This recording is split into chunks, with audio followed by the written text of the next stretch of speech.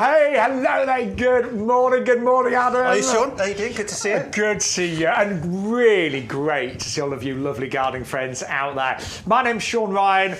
This is Adam Wilcott. I know a lot of you know Adam already, but Adam is a brilliant gardener. He's a hands-on gardener. Many decades, I won't go there, but many decades in the gardening world, but also multi-award winning as a garden designer with him and his partner John at Chelsea.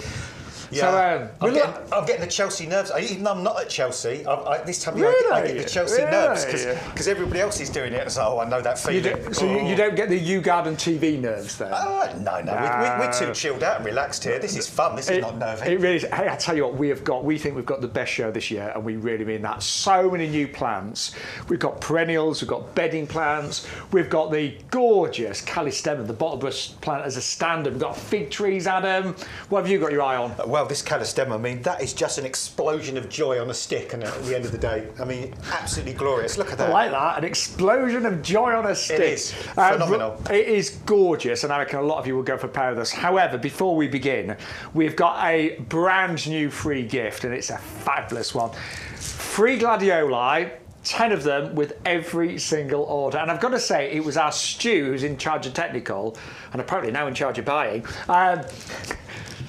He saw these and said, could we give them away as a free gift? And actually, April is a brilliant time to plant gladiola, isn't it? Yeah, it's not too late. Plenty of time to get these in the ground, or in the pot, if you want to grow them in the pot as well. Great for pots or in the ground, whatever suits you. So you'll get a bag free with every order. I'm going to be honest, I would be cheeky, go for 2 separate orders, maybe buy compost separately, and then you'll get 2 bags and you have a lovely display. But 10 would make a really good clump, actually. And all you need to do, as ever, is use today's offer code YGTV1624. Orders have already gone through this morning as it happens, but they are brilliant. They're free with every separate order, and you are going to get the most stunning gladioli, which will look great at the backs of borders, great as cut flowers. But the more orders you place, the more free bags of the glamorous gladiola you will get. Now also, many of you that ordered last week spent over £40, and actually at this time of year it's easy to do that because we've got so many great plants. We've got our compost, of course, as well, but if you do spend over £40 you get free postage as well. Challenge this time of year, Shaun, is not to spend £40 because there's so much temptation in the around, so much colour, so much wow, we've got some absolutely gorgeous things today. There's no way I could spend less than £40 today, I can honestly say. So do bear that in mind. If you're not spending over £40, and I appreciate not everyone has got a £40 budget today, postage is always capped at $6.99 per order. And Adam, I would love it if you came through to the studio. If you want to chat, if you want to be part of the show, you can email the studio, and it's ygtv@yougarden.com, or you can chat on Facebook Live and YouTube Live as well. But that's a great way of just getting a hold of us. And honestly, Adam has got such a wealth of knowledge when it comes to gardening. Mine's pretty good, not quite as good as Adam's. It's not. Always more to learn, though, Shaun. That's the great thing about gardening. Always something new to learn. That's why I love it. But I love working with you, Adam, because you've got, I would say, experience of every single plant here in one of the gardens at least that you've managed and looked after. That's true. Yeah. So I want to say hello to everyone on the chat already. So Lindsay, hello. Anna, who else is there? Phil. Adam? Hi, Phil. Penny, are you there? Yes, you are. And Elaine and Neil, some real regulars there. So thank you so much. One final thing, if you join our discount club today, you can save 10% on all the plants and the compost and our pots. And to join today, it's just a £5 for a year's membership on Auto Renew. You'll be offered at checkout £5 a green one. Basically, gives you the same benefits as the purple membership. The only difference is it's £5 less, and it's an auto renewal. So let me just explain what our brilliant discount club means. So you get a chance of joining today, and you can make your first discount saving today. So if you go for either of those, you're going to get 10% off every plant and accessory order. You're going to get 5% off every outdoor living and gifts order. That includes garden equipment, things like that. You are also going to receive £20 worth of YouGarden vouchers that you can use throughout the year. You can actually use one every 3 months, and you're also going to get exclusive offers, competitions, and expert advice. So what's the difference between the two memberships? Well, there's a £5 difference, and the only thing I would say is the green one, in my opinion, is miles better, because that price will stay the same for your life. As long as you remain a member, you will only ever pay £5 a year. It is an auto-renewal, so it will automatically renew at the end of the 12 months, but you can cancel at any time, so do bear that in mind. But it's a brilliant discount club, and it just means that you can save money every single time that you shop. I know most of you are club members, but if you're not, you can join today. You actually get a little reminder as you check out to join the club, and you can save 10% on all of your plants and compost orders today. And I know most of our regulars are club members, and you've saved a fortune, you keep telling us as well. Right, so we better begin. Right, Adam, where do you want to start? Should we start with that calisthenic? Yeah, goodness me, look at this, Shaun. I mean, honestly, so Craig, you don't get to see Craig, he's a bit camera shy. He's a young lad, is Craig. He's a bit camera shy. But I said to him, Craig, because Craig basically works on the nursery, and he gets all the plants from the nursery into the potting shed. And we are in the middle of an 11-acre nursery right now. And I said to him, are all the calisthenics as good as this? Because I'll be honest, I thought he just picked a really good one, but we're not allowed to do that. We need to always show you exactly what's on the nursery. But it looks so good. And he said, yeah, they're all like that. I mean, that, Shaun, is, as I say, I mean, it's just an explosion of joy on a stem, to be honest, at the end of the day. It is. Look at it. I mean, it's amazing. First thing to say is evergreen. So even when it's not flowering, it looks fantastic. But oh my goodness me, if you want something different, something exotic, something unusual, something tropical looking, something that's just going to blow your mind and kind of just really just, take you away to sort of places far, far away, this calisthenic, well, that'll do it for you. And not only will it blow your mind, goodness me, the bees and the butterflies and the pollinating insects, they adore these. And a lot of gardens are maybe not looking their best. We've had a long winter, a very wet winter. Just imagine one of these in your garden right now. Suddenly, the whole area in your garden, like you maybe got a little tropical corner, an area where you sit, it would suddenly come into life. And I mean, I'll be honest, I'm very tempted to go for 2 of these as well. And don't forget, your club discount price is only $26.99. If you went for 2, you would get free delivery as well. Now, they are hardy. Do we say it's about -5? I don't know, -4, -5? Yeah, I mean, I don't think we give them the guarantee, a hardy lifetime guarantee, but I mean, I will be honest with you, in recent years I've seen calisthenic get through more and more winters than they haven't, because, you know, our winters are getting milder. I mean, I've got a couple of man-of-the-bush ones, but they have survived. I do, if it's really cold, I do give them a little bit of extra protection. But we normally say it's about -4, -5. Yeah, -4, -5. I mean, if you've got them in a south-facing position against a wall or somewhere that's really nice and sheltered and sunny, or west-facing and well-drained soil, that's the crucial thing, they'll do really, really well. If you're in colder areas and you still want to enjoy this fantastic plant, grow it in a pot. I mean, they do really, really well in pots. They're very drought tolerant. They originate from Australia, that part of the world, so they're very drought tolerant. They can take very high levels of sun. So again, if you've got a part of your garden that gets baked, you know, really baked, and other things just wilt and shrivel up and scorch, especially when we get those freaky temperatures that we get sometimes in the summer now. Last summer we were hitting 40, 41 degrees for 2 or 3 days, and some of the things in my garden, the leaves actually burnt. These will be fine in that kind of hot, sunny position. They're great for wind tolerance as well, so if you've got a sort of a seaside garden or somewhere like that. But oh my goodness me, Shaun, I mean, you know, just the explosion of bloom and blossom and colour on these is phenomenal. It's gorgeous. Do you know what? If you just want to cheer yourself up today, get yourself one of these. I mean, honestly, the excitement you're going to feel when you open up the box and you see these absolute beauties. And as Adam said, great for the pollinators in your garden. Now, my calisthenic, they always flower kind of early summer or late spring, but I have sometimes had a few extra random flowers later on. Have you? Yeah, definitely. They will. I mean, they do throw out flowers every so often. And again, like so many things this year, these ones are slightly early. I mean, we sort of keep them reasonably protected here as well, and sometimes we keep them under glass in the wintertime. So these are slightly more advanced. But having said that, even with the fact that this is flowering now, there are so many buds coming on this. I mean, you can see down at the front here, all these are new buds. So, and they last for a long time. So this is probably going to be flowering for another 4 or 5 weeks at least. And then, as Shaun said, through the summer, randomly every so often. They'll send out more flowers.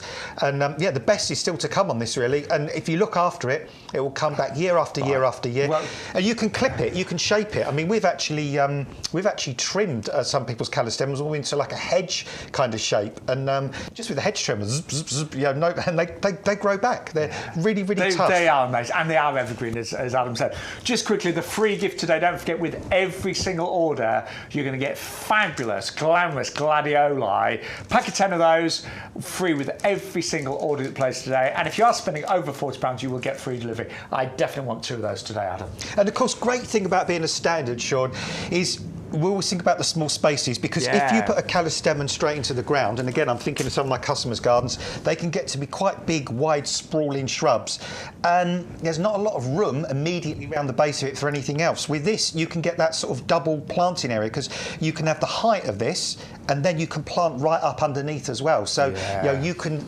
and again, that's really important if you're 3 floors up and just got a balcony, because imagine if you had this in a pot, where you can underplant around the pot as well. So you've got height up in the air and colour up in the air, but also you've got colour at ground level. So you can do both. That's the great thing about having things as standards. They give you that double space opportunity to have colour. And I'm just thinking, just pop in there, maybe some busilies around the base. That'd be lovely, fabulous. Wouldn't it? Yeah. Right, I think we're going to be really busy today. Loads of new viewers as well. That is amazing, isn't it? Oh, just quickly, I'll tell you what that would look good with. Just pop those Picotee petunias that we've got, because with the red and yellow, and those at the base as well. Yeah, we'll show you that later. I like your style, Adam. They'd look good. I can see why you won those gold awards at Chelsea. They would look good. They would look really good, wouldn't they? Yeah, around there. Yeah, I think there'd be a match made in heaven with those two. Right, we've also got a swinger for you. It's a lilac. I was calling them lilac, do you? Yeah, lilac. Yeah. Keep it simple. I like the popular names. This is brilliant, because it is only $14.99. It's we had a few on last week, but they were smaller. These come in a 3-litre pot, so they're a lot more established. They should arrive with buds, with flowers just beginning to come. But this is a really great variety, because it's called a patio lilac. It doesn't grow too big, this one. No, it doesn't grow too big. And what I've noticed when I was driving in this morning, and send some pics of yours if you've got them at home, lilacs are flowering everywhere at the moment. Despite all the wind and the rain, they are looking amazing. This is Syringa vulgaris that's flowering at the moment. Those white heads, those purple heads, gorgeous. But a couple of weeks from now, they'll be gone, they'll be finished, which is a shame. This lilac is different, because this keeps flowering. This is not just for 2 or 3 weeks. This is a microphylla type, not vulgaris. This is what we call commonly Korean lilac. And this flowers all the way through the summer. It keeps going. So it's not like just a couple of weeks of flower and then you've got to wait another year. I mean, that must be so much better, don't you think? Well, I think so, yeah. I mean, who just want more colour? Or have both, have the normal lilac and then have one of these types of lilacs as well.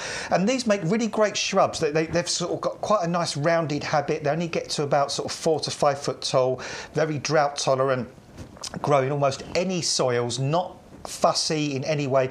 Don't really need pruning, come back year after year, bone hardy, incredible gorgeous scent, just like normal lilacs, lovely yellow colour in the autumn before the leaves drop, and just such a stunning lilac, just a brilliant plant to fill a small space between other shrubs, somewhere sunny. They're very well behaved. I've got one in a really sunny border, actually, and it loves it there. But I've had it a couple of years, 3 years now. It's just still not too big, it's compact. Yeah, it's compact, and eventually what they do sometimes, they send up little shoots around the side, and they can make almost like a little kind of thicket of lilac, but they never, it doesn't overtake or invade. And because it's got quite small leaves, normal lilacs have got those huge, great big leaves, haven't they? Because it's got the smallish leaves and it's got quite an open habit to it, again, it means you can grow things right up to the base of it and underneath it. It's not going to overwhelm all the other plants around it. And a lot of modern gardens are that little bit smaller. So if you've always dreamt of having lilac and you wanted that gorgeous fragrance, those beautiful flowers,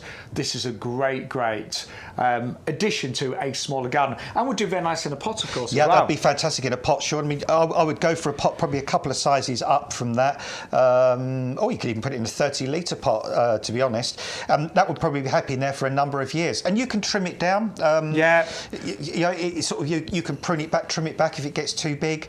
But as I say, I mean, it's just a really simple, easy plant to look after, and it just gives so much joy. And amazing amazing value. It's only $14.99 today. Or again, if you are a club member, your discount price is £13.49. Well, that's a nice start to the show, don't you think? It is, yeah, absolutely. That's a beautiful. Well, both of these two are just beautiful to start with, and like you say, Shaun, both of these as well. The great thing is when you get them home, you open the box. Yes. Whether it's your callistemon or your lilac, you can have flowers. You can have you can have something beautiful straight from the get-go. Well, lots of you joining us live from the potting shed this morning. Good morning, Jan. And good morning, Pauline. Sharon's watching right now as well. Dingo's here as well. And June. So thank you for joining us. Got a great show with Adam and myself. We would love to hear from you, as ever. Right, we've got loads of brand new items. Should we go this side, Adam? Oh, we've got some absolute gorgeous ones over here. Yeah, don't forget your compost, by the way. But I know you love the polymonium, don't you? Well, we were talking before the show, Shaun. We were just saying about some of the lovely ones we got today, brand new ones. So that's correct. We've got some amazing gazanias. Massive deal on those, 60 of those. We have got now. I've grown these before, these celosia, but I have to say. For me, the colours of them were really quite dramatic. It's called the flame mix, and they're really bright, aren't they? These are really different, really unusual. Again, yeah, they look very tropical, actually, yeah, a bit of a talking point.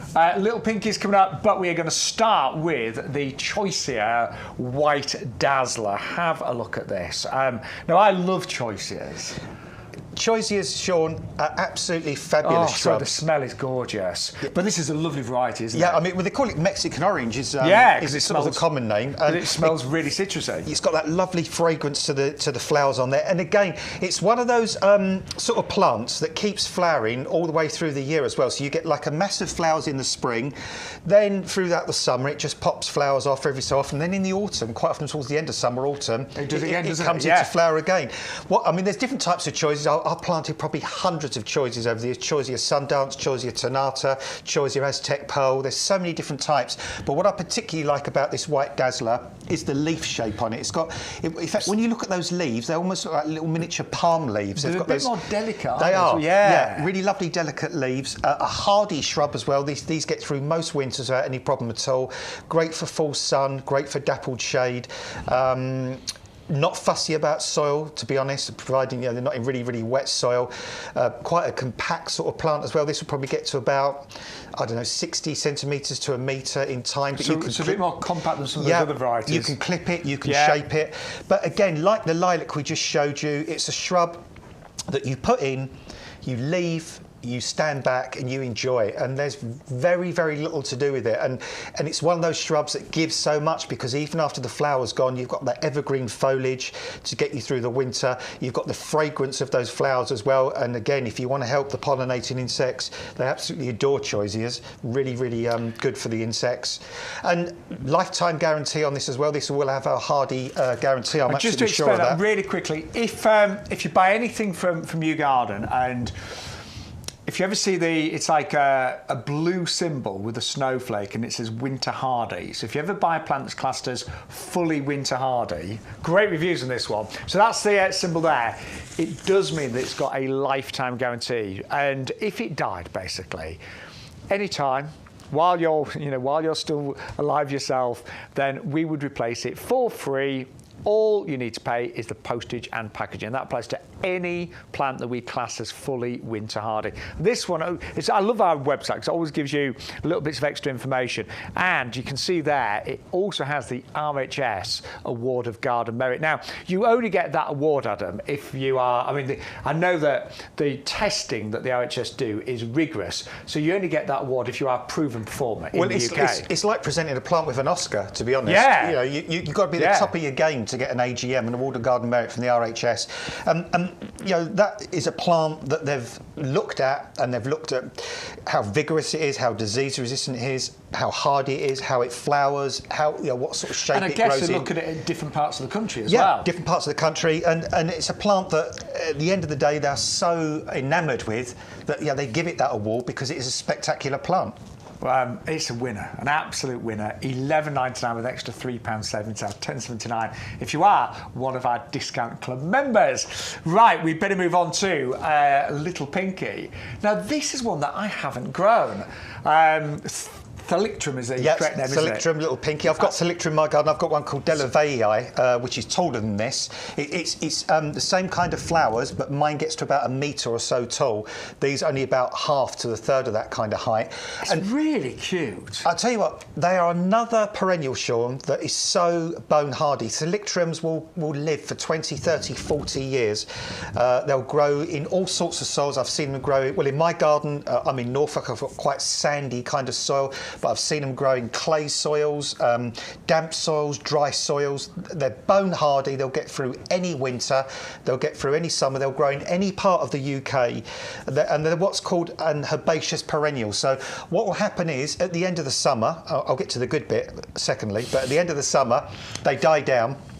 And you won't see anything. They sort of disappear below ground level. You'll just see a few sticks at the base of the stems. Then in the spring, quite early spring actually, you'll start to see these gorgeous little shoots come through. And they're one of the earliest perennials to flower as well. There's not many perennials that are flowering just now. In fact, I can think of a lovely partner for this a little later on, Dicentra, that we've got. Because they flower at a similar time. So the purple and the white would look great.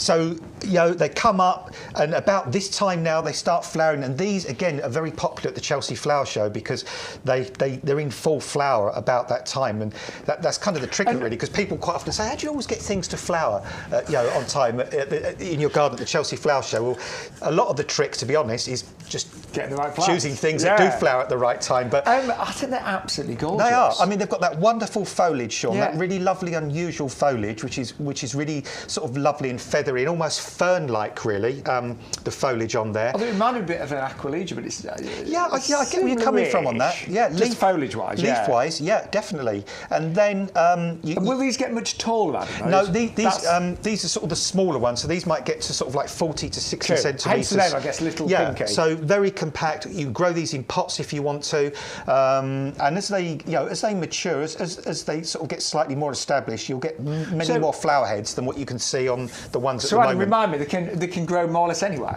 Do you know what, Shaun? Other than really deep shade, although to be honest, I've got one at the back of a border. I've got 2 or 3 at the back of my border, which is south-facing. And they were in full sun originally when I first moved in, but everything in the border has really grown up in front of them, and now they're in quite sort of, I wouldn't say deep shade, but dappled shade. But I've even seen these in shady areas, and they've flowered just as well in shady areas. And if our Bex is watching this morning, our lovely Bex, she's got clay soil, and I did remember you saying they even do okay in clay soil. I've seen them in clay soil. In fact, I've seen Thalictrum grow almost anywhere, really. They're just so simple. Plant them, leave them, adore them. I think they're great. I can't believe I've never grown those, Adam. Yeah, and all you need to do when they finish flowering, just deadhead them. The foliage stays looking gorgeous all the way through the summer, and then in the autumn, the leaves turn a really lovely buttery yellow before the plant sort of dies down, and then cut it down in the autumn, but just leave some little stick bits sticking up so you know where it is next spring. You don't want to think there's a gap and then accidentally dig it up. But once you've got these, you'll have them forever. Honestly, they're hugely long-lived. How's your baskets getting on? Mine's big in my head already. So it's 1 for £9.99, or you can double up and go for 2 for £14.98. Let's just show you how to order. It's really easy. So put one in the basket. Now remember, you have got to use the offer code. Lots of new viewers today. So YGTV1624. Apply the code. There's your free gift. If you want 2, there you go.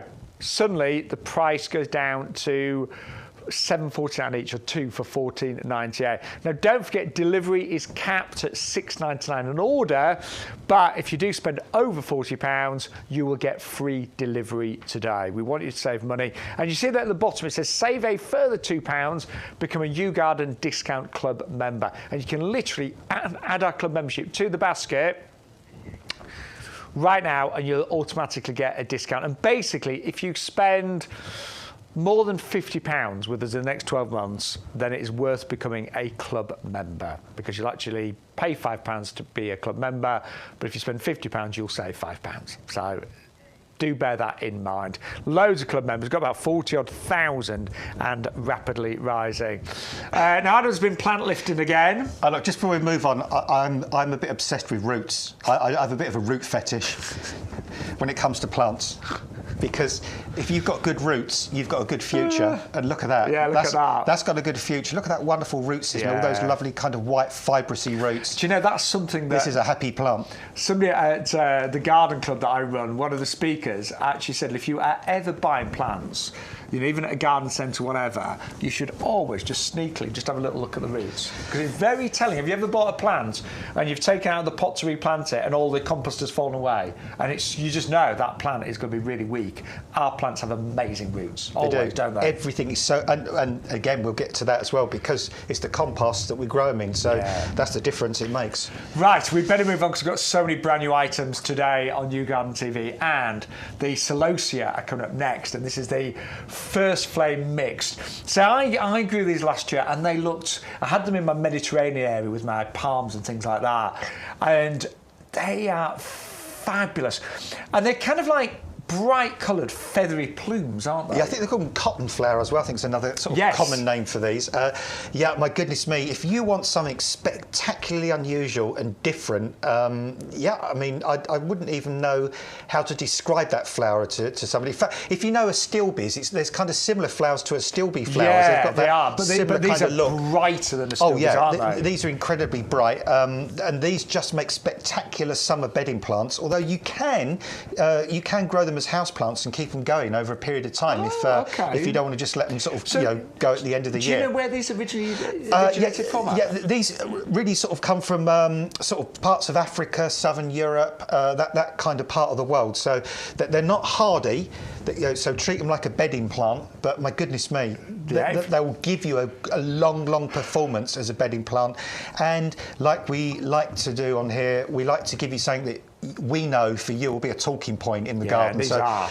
Once you've grown these and you've got these to look good and friends or family come round, I bet you probably 8 or 9 people out of 10 won't know what these are, but they'll love them. Well, mine were amazing last year, and I had them in my Mediterranean garden, and they were bright, they were vibrant. They like hot and sunny, don't they? That's where they thrive. Hot and sunny, well drained, although not super dry, but hot, sunny, well drained, bright. Great for pots. But yeah, I mean, we've got some fantastic plugs for you here with gorgeous root systems on as well. In fact, they're kind of weird because when I open the packet, they're almost like little baby fuchsias. They've got that kind of fuchsia look to them, haven't they? Exactly the same. Yeah, but I mean, once in flower, they look nothing like fuchsias. But you're right, the actual leaves at this point in there, fuchsia looking, aren't they, on there? But you can either go for the value today is really good actually, because you get 12 for £99, but you can actually go for 24 for £14.98. Great in pots as well. Oh, fantastic for pots, Sean. All I would do with these when you get them, I would pop these on into slightly bigger pots, perhaps 9-centimetre pots, or yogurt pots, or margarine containers, or even egg boxes, to be honest, and just grow them on a little bit. But probably only for about 4 weeks now. Even perhaps not as long as that. Just get them through to end of April, perhaps the end of the first week of May, and then harden them off a little bit, and then boom, put them outside, and they'll look fantastic for months. They honestly, if you've never grown them before, and they are quite rare, they are really fabulous. So I had them last year and everyone did comment on them. It's just the vibrancy of those colours is incredible. They are kind of feathery, you're right. They are a little bit like an astilbe, but just more showy. Yeah. And actually a bit shorter than astilbes as well. They're almost kind of like pampas grasses, but in sort of multiple bright colours, aren't they? They've got that same fluffy kind of head and feel to them, haven't they? Basically, if you want a carnival in your garden, then these are the ones to go for. That's it, Sean. That's a Rio carnival in your garden, isn't it, to be honest? They're brilliant. Honestly, they're a bit different, bit exciting, those. Right, now, something else that I grew last year, gazanias. And my mum, bless her, I hope my mum's watching today, but my mum had quite a few gazanias in one of her borders, and they were fantastic. And they were, in terms of flowering, they just would not stop. No, I adore gazanias, and again, I've got a memory in my head of a house I used to look after in Bishop Stortford. I even remember the road. I think the road was called Links Way because there was a golf course at the end of it, and I used to look after a lady's garden there. And I remember going in mid-autumn, and she had a bed out the front in full sun, and even in October, they were absolute explosion of colour, looking absolutely glorious. Now, these aren't hardy, but I've actually, again, anecdotally and through my own experience, I have seen these get through winters in the UK, especially in mild, sunny, well-drained positions. So sometimes they will go through to the next year, but they are just so utterly beautiful and such amazing colours. Now, these are actually, in terms of value, outstanding. Now, these we do lots of different size plugs. We do pro plugs, we do garden ready, and those in between. So these are the most affordable plugs that we do, the best value by far. And I'm going to say they are the smallest, but actually, when you look at these are already fantastic. They're whopping size, aren't they? They are, and you get 60 of these. So, Mum, if you're watching, I'm going to buy these. I'll give you half and I'll have half. That's what they look like right now. All the hard work's been done. I mean, 60 of these have been grown beautifully. And all you need to do, could you just pass me, Adam, one of those pots and just shove some compost in it? I'll do that. So literally, all you need to do, take a 9cm pot, put some of our compost in it, do that, give it a good water, grow that on for about the next, say, 3 to 4 weeks, and they'll be ready to go. Have we got these ones on our website, these actual pots? We've got the bio pots, we've got shuttle trays, we've got all sorts. Because the great thing about these is you don't need to empty the plant out. You can plant it pot and all. Straight in. Yeah, and that's good because that means you don't disturb the root. So the plant growth doesn't get arrested. It doesn't just hesitate for a week or two before growing again. It'll just keep going. But yeah, I mean, these are honestly they're value. I mean, I'm definitely getting those too. It's insane the value on these, Shaun, because these are almost, because we have the larger plugs, don't we? The sort of the garden ready plugs, and these are almost at the same size as some of the garden ready ones. My garden centre last year had gazanias for $4.99 in. They were slightly bigger than a 9cm pot, to be fair. Might have been a 10.5, something like that, or 12. But you know what? A tiny bit of work right now, and you've got 60 of these beauties, and you've paid $11.69 if you're club member. They are fantastic. Now, again, I mean, they love full sun, don't they? Yeah, they're really good for poor soils as well. So again, if you've got gravelly soil, stony soil, chalky soil, kind of soils where other things might struggle, gazanias will thrive in that kind of position. They like really super well-drained soil. So they don't want rich soil. They're not fussy about having rich soil. Sort of the part, again, I think these come from sort of South Africa, that kind of part of the world. So plant them somewhere super sunny, super well-drained, and honestly, just enjoy months and months of flower. And next year, send us your pictures of these because honestly, you'll be blown away by these. The colour mix is mind-blowing. Well, so I bought some last year, my mum did, but we did not get the value that you're getting today. I think we bought a pack of 12 from YouGarden, slightly bigger plugs, 60 today. That to me is an absolute must. If you want to fill a massive border and loads of pots with these, get the 60 today. And they'll be amazing, they really will. You can tell I like those, can't you? Right, we were talking about this before the show. Polemonium, Jacob's Ladder. Jacob's Ladder, that's what I know it as. Yeah. So I know all the popular names. But yeah, Jacob's Ladder. Yeah, well, allegedly, kind of the way the leaves step up when the plants are taller looks like a ladder. Yeah. But yeah, these are just gorgeous, gorgeous, gorgeous plants. I mean, again, I've planted so many Polemonium over the years. You can get them in white, you can get them in purple. I really, really adore these purple ones. And even the leaves on these have got really slightly, attractive, aren't they? Yeah, different sort of colours as well. So sometimes the leaves have got that little purple hue to them. Then other times they're more green. Super, super tough plants as well. These are reliable. These are strong. These are tough. These will come up year after year. These are resilient. These don't get particularly tall, but probably getting about 30, 40 centimetres. So again, great for the front to mid border, Adam. Yep, great for pots if you want to grow them in pots. So, like I always say, if you're 3 floors up and just got a balcony, you could put 3 of these in a sort of a large pot and get a really nice kind of impressive array of colour and joy from these. Look great for months on end, and if you sort of cut the main flower out once it's finished flowering, more often than not they send up fresh shoots and they'll reflower for you again and again and again, so they keep flowering throughout the summer. I could think of one garden in Bishop Stortford I looked after for years. In fact, the gentleman's just moved actually, so I've lost that garden after about 32 years. But I remember planting some Polemoniums at the back of his border, and it's quite shady, really heavy clay soil. I must have planted those, oh my goodness me, 10, 15 years ago. And every year they come back, they come back, they come back. Really, really tough. Always flower, always reliable. Yeah, just brilliant. Fabulous. And the quality of these. Again, let's have a look at the roots, shall we? And you do get 3 for $16.97. Look at these. These ones are... Wow. Yeah. That's goodness me. And again, these have literally been picked from the nursery this morning.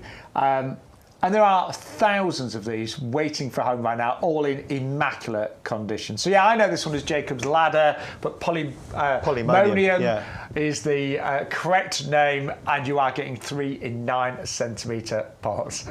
Look at that! Look at that, Shaun. That's insane, isn't it? That root system. I mean, absolutely mad.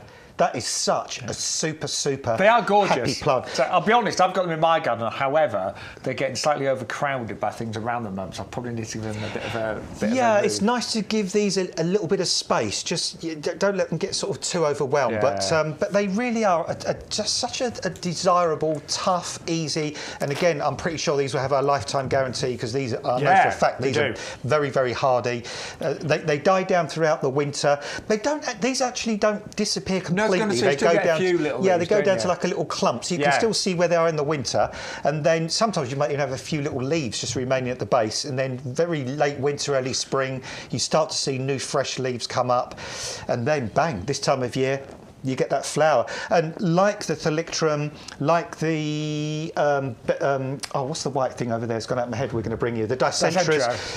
They're great because Polymoniums as well are very early flowering perennials. So when you've got that gap between now and, say, things like lupins, delphiniums, foxgloves, all those other things that you're desperately waiting for, it's lovely to have perennials to fill that gap in between the bulbs. Because also a lot of our bulbs, have gone over. They've gone over, haven't they? So that stormy weather on Monday got rid of the last tulips. Oh, terrible. But have you seen the weather this week? It's really nice. Yeah, you've got high pressure coming in, so it's going to be really, really nice. Oh, talking about tulips, very quickly.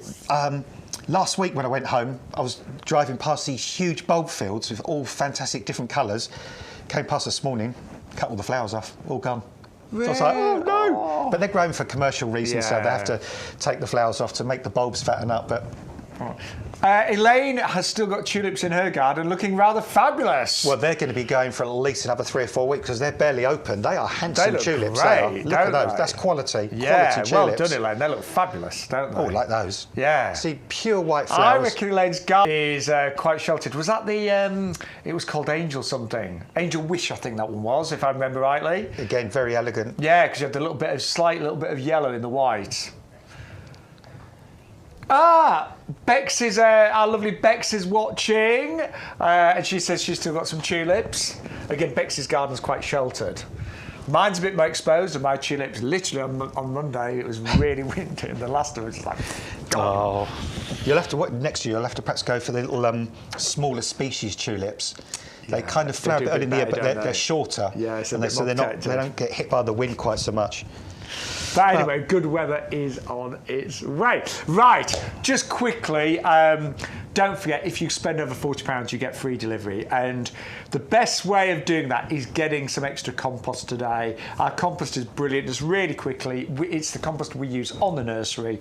Recently, we've potted up tens of thousands of bare root roses. Ready-made hanging baskets are growing right now in this compost. So it has to be the very best. And you get 2 bags delivered for £24.98, or if you're a club member, you get it for £22.48. And you will get your free, amazing Glamorous Gladiola as well. And very quickly, you've got composted wood fibre, different types of peat. Yep. You've got a wetting agent, you've got slow release fertiliser, and you've got a pH buffer as well. I was told to be quick on that. That's as quick as I can do. But get your compost today. It is absolutely brilliant. And I will let you into, I hope my boss isn't watching today. The top boss, Peter, because I'll let you into a secret. So he's the head gardener. So I ended up, my mum ran out of compost, so I did end up having to buy a different one. Oh no, we've all been down that rabbit hole. It stunk. Yeah. And it's a peat-free one, and it smells of like poo, bad manure. Yeah, I bought some. You didn't buy it from a builders merchants chain, did you? Don't name it if you did, but like.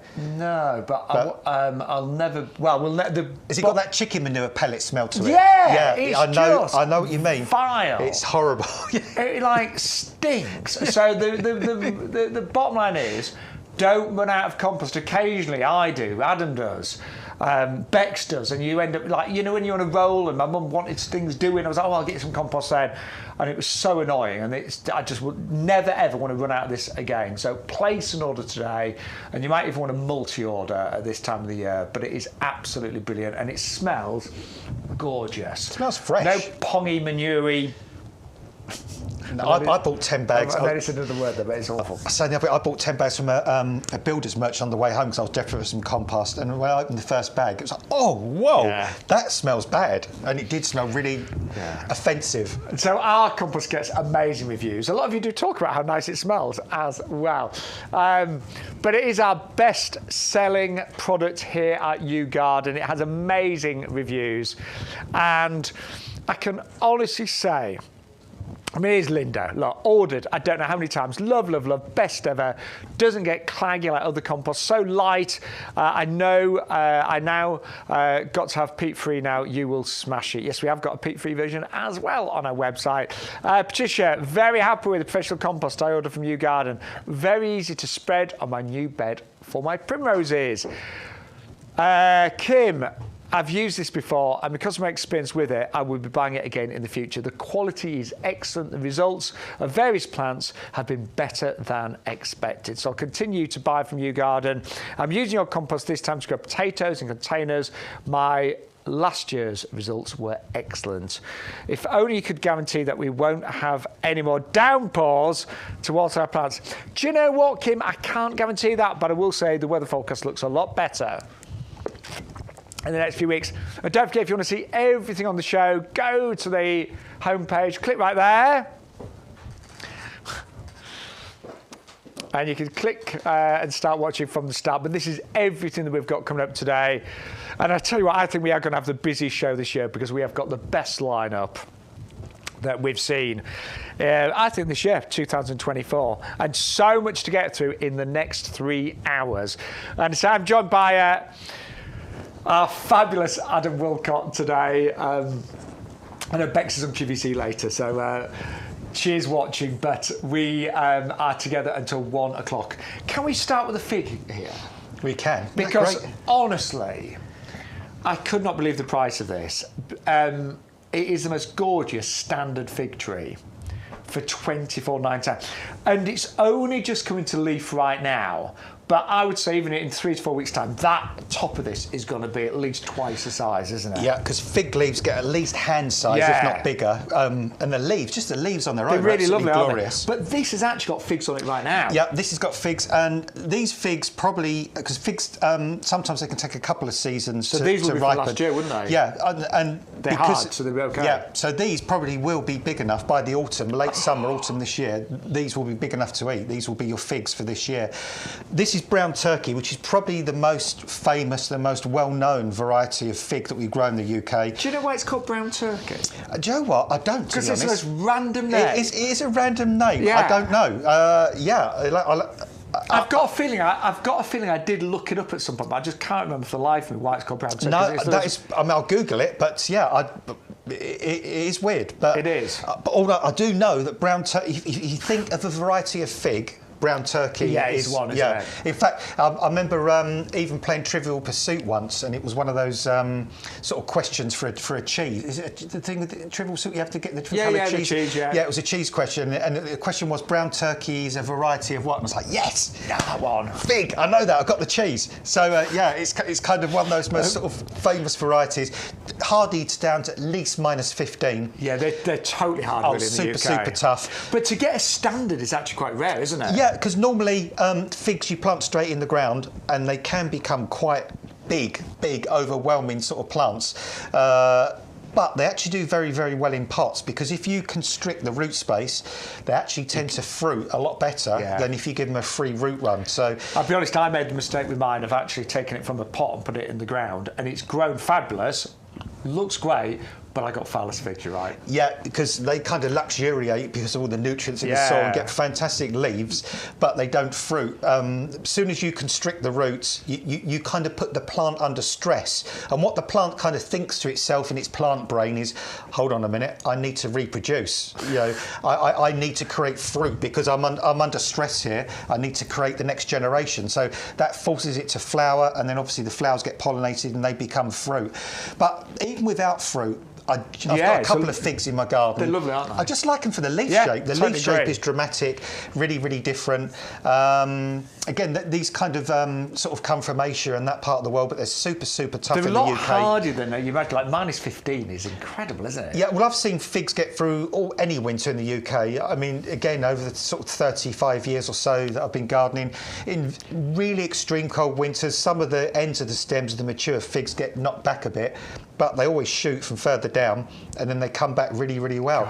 But great thing about this one, Shaun, is because it's a standard, because it's compact, you can grow it in a pot. And again, you know, for somebody with a really small space, you can now grow your own figs. And I know whenever I've eaten figs from my fig tree, the taste is amazing. It really is. But I just love it as a decorative plant in its own right. But figs are so expensive. You know, I actually bought a few figs for show just as a set dressing recently, and 4 figs in a tiny little container were £3.50.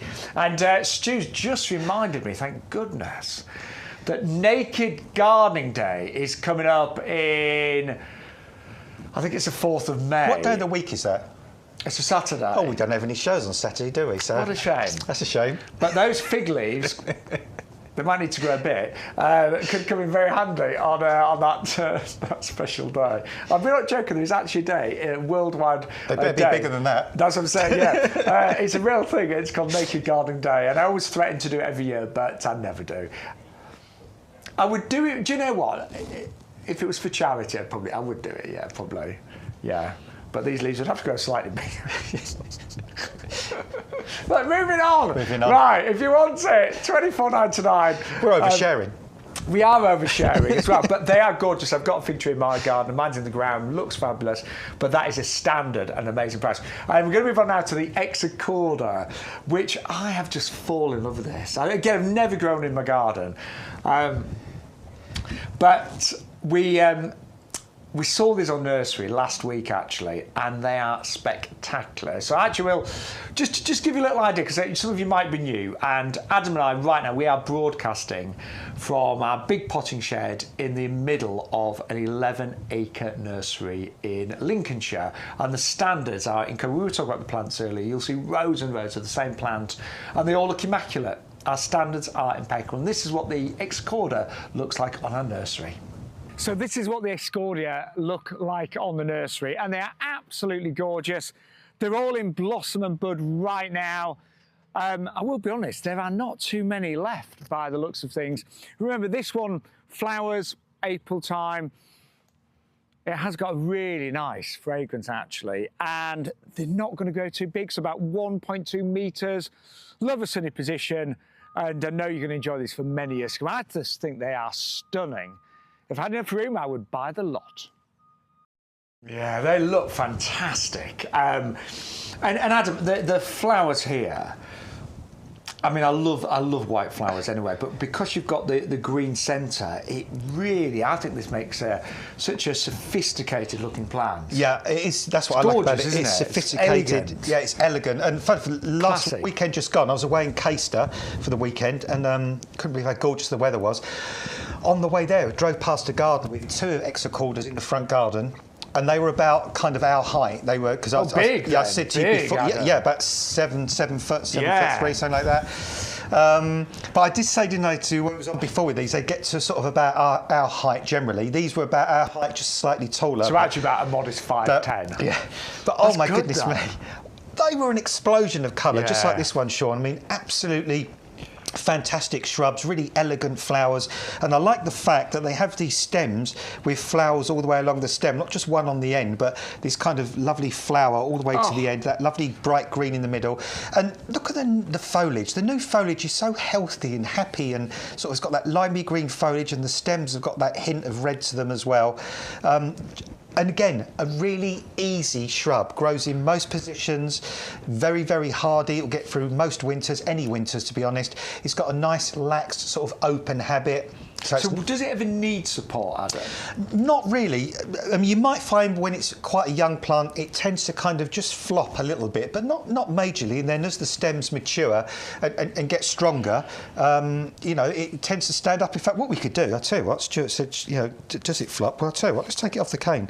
See what this one does. Let's free this one. Because this is obviously, it's a fairly young plant, not that young. Let's take the stick out. No, it doesn't. There you go. To one side. No, there you go. There's still another tie at the top. Oh, is there? There is. Let's take this one off. So, yeah, you can see... Oh, no, that's... That looks so much better, actually. There Watch you go. them flowers, Adam. Yeah. So it just has a kind of... I like that. Just yeah, I'd normally do that a little bit more gently, but I was trying to do it in a short amount of time. But you can see there, it's got that sort of, say, nice sort of open, sort of laxed habit to it. Yeah, so a great shrub. As I say, bone hardy, grows in most soils. Doesn't really need pruning particularly, but if you wanted to prune it, I would prune it after it's finished flowering. So take it back to whatever you want, and then the new growth, which is this, that comes after flowering, that will give you your flowering wood for next year. So, you know, no problems at all with, you know, with getting that to reflower. So it always flowers on the new growth? I think this is sort of new and old growth, but ideally with any plant that flowers normally before about June time, first part of the spring, as a rule of thumb, always prune it back radically, if you want to prune it back radically, after it's flowered, so that any new growth that comes will flower for you again the following year. Well, club price on that one is only $17.99. Now, more and more of you joining us today. If you have just literally found us on YouTube, Facebook, and obviously live on our website as well. If you are watching YouGarden TV, we are live every Wednesday and Thursday, 10 to 1. On a Sunday, we are live 10 till 2. But you always get amazing deals on the shows, as most of you know. And that offer code is YGTV1624. What that does, it unlocks all of the promotions. It might be a buy one, get one free. It might be a special discount, but also you will get gladioli free with every single order today. 10 fabulous, glamorous gladioli will come free with every single order today. And I love a freebie, don't you, Adam? Oh, yeah, can't beat a freebie. Yeah. No, love a freebie. Right. Let's remind you of some of the highlights that we've seen so far. So we started with the, oh well, I mean, what a star this is. This is the callistemon. Often known as the bottlebush plant, that's what I know it as, but callistemon, it actually originates from Australia. In fact, a little fact for you, if there is ever one of those horrible bushfires in Australia, this is one of the first plants to grow back. Did you know that, Adam? I did not know. Yeah. Oh, yes, sorry. Yeah. Yes, yeah. Yeah, so if there's ever a bushfire in Australia, the heat actually releases some of these seed pods, and it's one of the very first to grow back. Some Australian plants, they need fire, like, what's the other thing's called? Oh, I've gone out of my head now. With the big flowers on, they need fire to get the plant to distribute its seeds. It'll come back to us, Adam. But yeah, this is a brilliant plant that originates from Australia but widely seen across the Mediterranean. But you are getting the standard today, which is absolutely exquisite. The quality is amazing, and that is only $29.99. You might well want to go for two of those. Discount club price is $26.99. Then we saw that gorgeous choice here, often known as Mexican orange blossom, because it does smell very, very citrusy. And you've got these lovely little star flowers that are fragrant. And this is a really nice variety. It's a little bit more compact, don't forget. You've got really nice foliage on here, but you will get a lot of flowers in springtime, but you will get many more throughout the summer as well. But it's called White Dazzler, absolutely gorgeous, 511002. And then we had The Thalictrum, the little pinky, are absolutely gorgeous, these. And as Adam was saying, these are great at filling in that gap. When I say filling in that gap, I mean a lot of your bulbs will have died back now. A lot of your perennials will not have fully come back. Things like your lupins, things like your foxgloves. I'm also thinking what else is coming up in my garden that's a little bit slow. Hollyhocks, things like that. A lot of perennials are nowhere near flowering right now. My verbena bonariensis, nowhere near, just beginning to come back. But these actually flower now, so that kind of April time into May, when everything else is just taking a bit of time to come into colour, these will fill in that gap. Absolutely beautiful. So it's the Thalictrum Little Pinky, really easy to grow, sun, part shade, pretty much fine in lots of different soil types, including clay soil as well. £9.99, you can double up to for £14.98. Then, now I did grow these last year, the celosia, and they are just so fabulous. I call these a carnival in your garden. And they do remind us of feathery plants, so pampas, astilbes, but they are very, very bright and vibrant. In fact, you'd almost think those colours had been dyed, wouldn't you? But no, these are real. They are really fabulous. They're really bold, bright colours. And these look great en masse, and you're actually getting 12 or 24 if you double up. They look really good grouped together with all those different colours. They give you a fantastic sense of the Mediterranean and hotter countries. I think Adam was saying these originally from countries like South Africa as well, so really love that sunny spot. And they are 401515. They are classed as a bedding plant, but as Adam was saying, you could even bring them indoors and have them as a house plant in the winter months as well. And then, oh my word, the gazanias, wow. Now these are just incredible value. 60 Pro plugs for just £12.99, so it works out just over 20 pence a plug plant. Gazanias, 21 to be precise. So gazanias, they love a sunny spot. They don't mind really poor soil. They're not fussy. They're really undemanding, but just sunny and a nice, say, bright spot, but it doesn't really matter about soil type. And what I would do, I'd grow these on for the next 4 weeks or so, grow them on in 9cm pots, indoors, or somewhere a little bit more sheltered, just keep them protected from frost, but then you are going to get masses of these glorious flowers all summer long. You get some lovely colour varieties here, including some of the striped ones as well. And although we don't class them as winter hardy, they are classed as a bedding plant. They can survive a mild winter. And I've had a few survive before. I'll be honest, they look a bit straggly if they do survive, but then they will bounce back as the weather warms up. So you may even get some of those survive a mild winter as well. But 60 of those for £12.99, 493.04. And then we also brought you the perrenials, which are known as Jacob's Ladder. That's what I know these as. And they are fabulous. That's because when the flowers form, they form on stems, and the leaves go up the stems a little bit like a ladder. Again, great at this time of year. They fill in that gap. They will flower right now.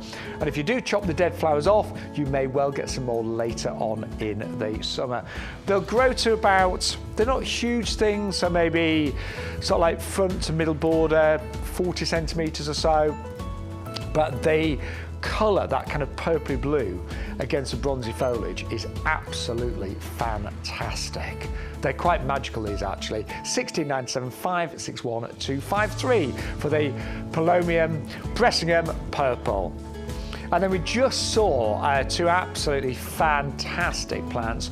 The fig, which is a standard, so it's been grown to be a lovely, lovely standard fig. The most popular brown turkey, it's kind of the nation's favourite fig. Figs are lovely fruit, you know, great with things like Parma ham, great with salads, but also you can make some lovely kind of preserves with figs as well. 340,057 for the fig brown turkey standard. Great price on that of just £24.99. And then also, last but by no means least, we just saw the Exocorda absolutely beautiful, this one, isn't it?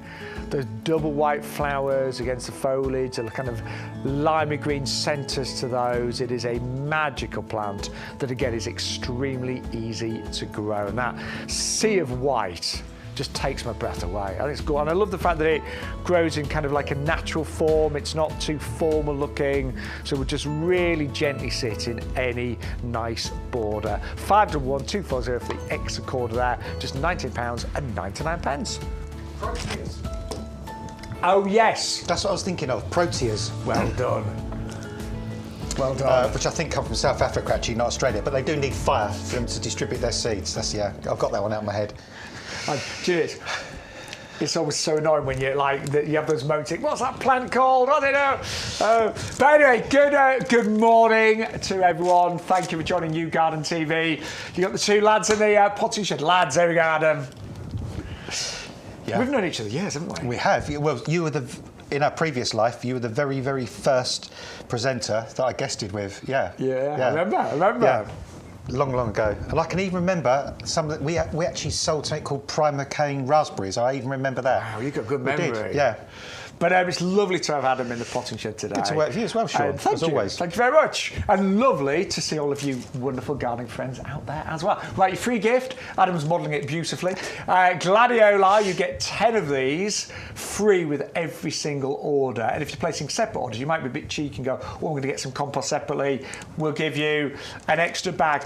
And now, do you know, now is a good time to plant gladiola. My worry is if you, some bulbs, if you planted them outside in kind of March time, because it was so wet and cold. Yeah, there'd always be that danger. Something like a gladiola could have maybe rotted. So actually now is a far better time to plant, isn't it? Yeah, definitely, Shaun, because again, these originate from South Africa, so they're kind of used to quite warm, well-drained soils. Yeah. Great thing about gladiolas, though, is they give you that colour much later in the summer. Yeah, so like July, August. Yeah, even into September. So, grow these in the garden, somewhere sunny and well drained, all fantastic for pots and containers. Yeah, but they do. I love the height, the structure of gladiola, and to me they always look good in groups. You'd never just put one gladiola by itself. They always look good en masse, don't they? Yeah, plant them in little clumps, and they look lovely then. They look great. Make great cut flowers as well. Yes.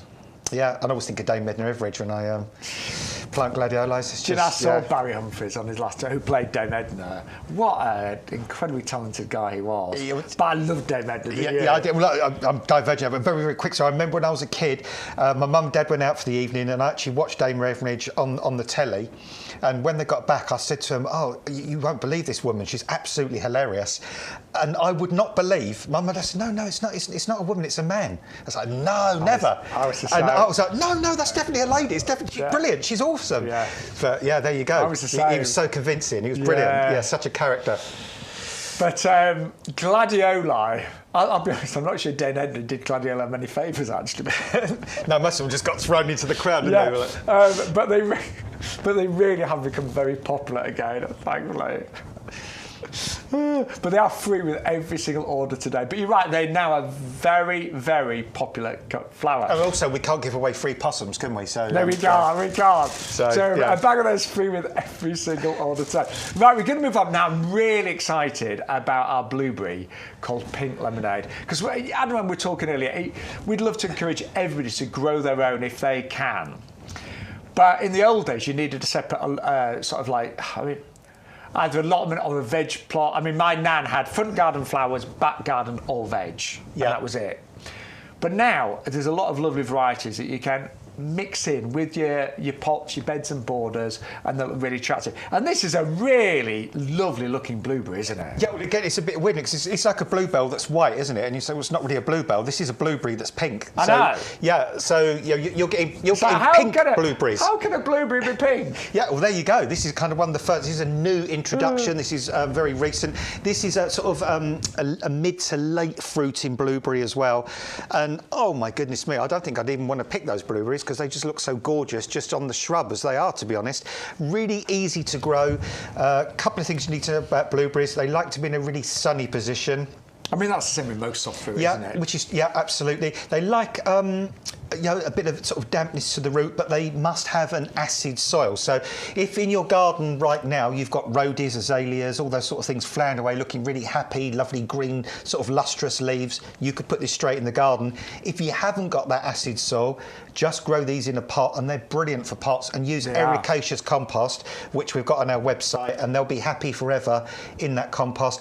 Feed them occasionally with a liquid feed, tomato feed, seaweed, or a Miracle, I was going to say something else then. It's not Miracle Grow, is it? It's Miracle... What about Blooming Fast? Blooming Fast. It's not Miracle anything. It's Blooming Fast. Yeah, I'm thinking of another... I'd go for Blooming Fast.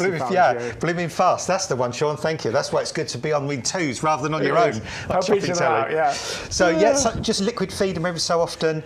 And there's almost barely any pruning to do these. So the first 2 or 3 years, you don't need to do anything with these. This is actually self-pollinating, but always good if there's some other blueberries nearby, because that's kind of, sort of extra sort of encouragement to get those insects to come in and pollinate those flowers. Fantastic autumn colour on these. Goodness me, do you know what? I think blueberries have some of the most incredible autumn colour, I think, of any shrub I've ever seen. I mean, just talk about fiery reds and oranges. So an all-round shrub, gorgeous flowers as well, lovely little white lantern type flowers that hang down in great big clusters in the spring. So I think blueberries are one of the most attractive plants to grow. Absolutely and even gorgeous. if you never ate the berries, you'd be really proud to have this pretty plant in your garden. But those blueberries that are pink berries will taste delicious. They will. Super sweet, packed with antioxidants. They do taste. I remember trying some. They do taste like a blueberry. They do taste like a blueberry, but sweet. Packed with antioxidants, vitamins, minerals. Did you find them slightly less tart than a regular blueberry? They're not. Because some blueberries can be a bit like kind of. They kind of get you at the back of just under your ears, and you get that kind of funny sensation there. But I mean, these are super sweet. I mean, just the name pink lemonade as well. Yeah. That sounds really nice. It just kind of sounds great. Delicious. Say to grow this just in a pot. Yeah, as I say, if you haven't got ericaceous soil, grow them in a pot with ericaceous compost. If you've got things growing in your garden like rhodies and azaleas and they're really, really happy, put them straight into the garden. And again, you can see that vaccinium there. So that's a kind of plant, the group of plants they belong to. There's lots of things called like blueberries, bayberries. They're all kind of a similar kind of family. In their native part of the world, these quite often are heath plants as well, so they like quite nice, open, sunny positions. But honestly, until you grow your own ones of these and pick them at that perfect moment, you have never tried an absolutely gorgeous, gorgeous blueberry. But don't forget, they do love an acid soil.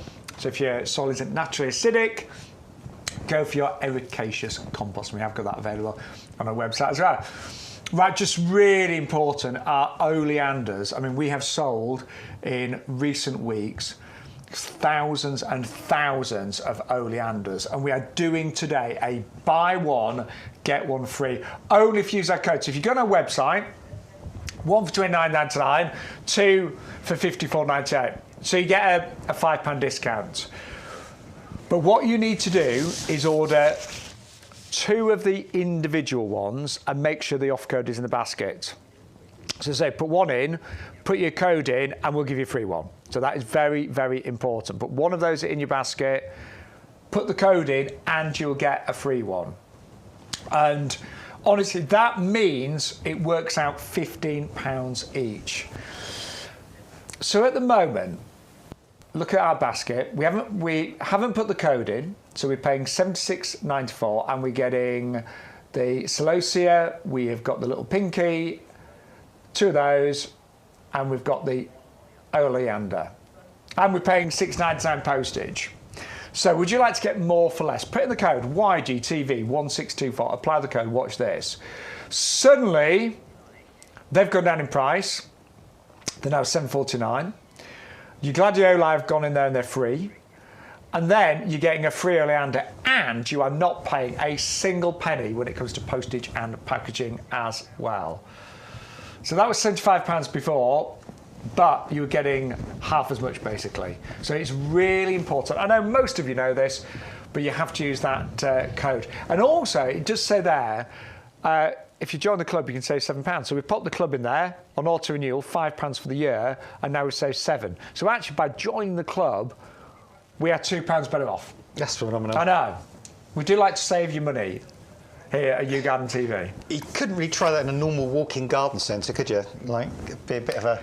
I think garden centres and some of the big sheds are really expensive nowadays. I've seen some insane prices, yeah, and I'm not, to be honest, I'm not sure they're justified, some of them either. It's just, yeah. And I was saying to Adam, what I really saddened me, I walked around one of the big sheds that had an outdoor garden area yesterday, and admittedly, it had been really stormy. So it was on Monday. But it just saddened me because so many of the plants were blown over. They were on the floor. So many areas had not been watered. All dried up. Yeah, sad. I mean, there were... In fact, I did loads of shopping with my mum, and then there was a supermarket that had loads of bamboo, and about 70% of them dead because they'd not been watered. Yeah, it's heartbreaking, isn't it, really? And even if they'd have reduced them, they were dead, you know, and it is sad because you think all of the work that's going to grow those plants and then the transportation to bring them either from another country or across the country, and then they're not being looked after. And I don't know whether people are just short-staffed now, but I can honestly say here at YouGarden, the plants are cared for so much, aren't they? Well, I mean, just case in point here with these ones, sure. I mean, you know, this is what we send plants out in, isn't it? We're in these fantastic little sort of plastic recyclable greenhouses as well. So, you know, they're safely clipped inside those. It keeps the humidity up. It stops them drying out at the root there. They're all nicely labelled for you. So, you know, these aren't going to arrive wind-beaten, bashed up, dried out. They're going to arrive as perfect, you know, as when we sent them out. And we've got great customer service as well. So if you ever... And bear in mind, we send out millions of plants a year. If there's ever the odd thing that you're not 100% happy with, let us know and we'll do our very best to put it right. And remember, any plant that is classed as fully winter hardy, and that's when it's got the snowflake symbol in the blue, we would replace it for free if it died, basically. All you'd pay is the postage and packaging. That's for anything that's fully winter hardy. So it wouldn't apply to things like your bedding plants and things that are maybe semi-hardy like oleanders, but things like your, well, we had earlier, oh no, in fact it's coming up, we've got... Bougainvillea over there. No, but that wouldn't be classed as... That's what I'm saying, yeah, that wouldn't be classed, yeah. That but the hardy stuff, like the lilac that we had earlier, the fig, for example, the viburnum, fully winter hardy, you would get a full replacement. Right, oleanders. So we work with what we believe to be the best breeder in the world in Sicily with our oleanders. It's a family-run business. We've been very lucky to be able to work with them. They've actually got a wait list for clients, actually. That's good, isn't it? Yeah. Can't be a bad thing. So there are lots of other companies that want to work with our breeder, but we were very, very lucky to be accepted. So the quality is impeccable. And actually, Adam, and you know, just look at this one. Right? These are just from the nursery today. Look at the amount of flowers. Multi-stemmed, covered in buds. Leaves all the way to the base, Shaun. Yeah. You know, no leggy kind of gaunt stems with no leaves on, looking gawky and, you know, kind of unattractive. Lush, evergreen foliage all the way down to the base. Look at the vigour and the health of those plants. I mean, those verdant leaves are just looking amazing. I'm just going to check the roots. 2, by the way, if you're club member, $26.99. Oh. And again, look at how well bred these are. We're on the hunt for great roots today. We don't have to look very far, do we? Look at those. I mean, yeah. Well, Stuart, our producer, is just saying he's going to get something called root cam. I think we need root cam. Yeah, look at those. Because well, when you see fantastic roots going on below the surface, you know great things are going to be happening above the surface. Yeah. And that's the good thing about it, because you know, a plant with a really poor root system is going to struggle to kind of get established and grow. When you've got a plant with a root system like that, immediately, because think about it, when you first put your plants in, there's a disconnect between the soil in the pot and the soil around that plant, because the roots haven't penetrated in. If you've got a really weak root system, that continues to happen. So that plant is almost in isolation, even though it's in the ground. When you've got a root system like that, within hours, those roots will start to penetrate the soil around, and immediately they can start drawing on the resources in that surrounding soil and grow away quickly. Now, just very quickly, oleanders, they love sun, sun, sun. Don't palm them off with park shade, they want sun, don't they? Full sun, hardy to -5. If you're in a super cold area, grow them in a pot. Just keep them somewhere frost-free in the winter. So it doesn't need to be warm, even if you just keep them 2 or 3 degrees above freezing, as long as they've got a little bit of light. And in the wintertime, keep them dry as well. Don't keep them too wet through the winter. Cool conservatory, garage with some light. But as I say, they'll look a little bit bedraggled following spring. Get them back out into the light, the warmth, they'll grow away again. There's no reason why you can't keep these going from year to year. So hardy to -5, sun, well-drained soil, great in pots. The flowers are gorgeously fragrant as well, and they will flower all summer long. And on a good year, if you have a mild autumn, you can even still see them flying into November on a good year. Just really quickly, do not eat any part of your oleander, and that applies to humans and all pets. And when you do prune them, you might, once the flowers go over, you might want to just cut off the sort of like last 10 centimetres or so. Do wear protective gloves because of the sap. And there's quite a lot of plants that we say that with, but do not eat any part of the oleander, and that is for humans and pets, don't forget. Right, we're going to move on to something that I ordered lots of last week. The burgundy yellow picotay, because I decided I'm going to do like 4 hanging baskets just with these. We've kept the price, we've held the price. It's a double up deal, so 2 for £14.98. But we can honestly say these are the most gorgeous petunias. Everyone that's seen these, and we've had loads of messages on the group chat just saying what divine petunias these are. And Adam, I think we like petunias, but again, I saw some of the supermarkets with petunias yesterday, and they just look really ordinary. Yeah, well, these are not ordinary. Last week, when we come into the the potting shed and we set all the cards up, the picture cards like you can see in front of you there, and sometimes when you walk in, there's one particular card that really hits you straight between the eyes, and we all walked in. It was myself, it was Shaun, it was Stuart, it was Craig who helps us prep the shows. We walked in and went, wow, that is knockout. What is that? That is gorgeous. And I was even honest enough to say, you know what? Ordinarily, red and yellow doesn't float my boat. It's not a mix I would normally go for. So you don't like rhubarb and custard? I do like rhubarb and custard, yeah. But visually in a plant, those colours wouldn't do it for me. But there was just something about these. It's just that little hint of yellow around the edge, but then like a little sunshine sort of frill around the edge of that petal, and then that deep kind of red in the middle. Oh wow, these are just spectacular. They really are. Like sunset and sunrise colours, aren't they? In those flowers. And of course, you've got that Sophinia name, that sort of 30 years of pedigree from Sophinia. So you know these are an incredible type of petunia. These will trail as well, so you're going to get that nice trailing effect. These are just absolutely awesome. And looking at the quality of the plants there, Shaun, pop these on, grow these on for a couple of weeks or so. But they're so strong. They're super strong. Yeah. Brilliant plants. And I know that some of the plug plants that I've bought from YouGarden, and I've been growing them on for a few weeks, oh my word, they are really rooted because they've had such a good start in life. And as Adam touched on, these are the Sophinia brand, and that means they're a lot more weather resistant. It means they're going to trail profusely. They are just superb quality petunias. And all Sophinias are petunias, but not all petunias are Sophinias. There's a lot of very, very weaker petunias out there that are not as resistant when it comes to disease and weather. Some petunias really go to mush with a bit of rain. These are a lot more resilient, aren't they? Well, that's why Sophinias. 30 years on, Shaun, we're all still growing Sophinias because they were kind of revolutionary the way they came along, sort of like the beacon mixed busy lizzies.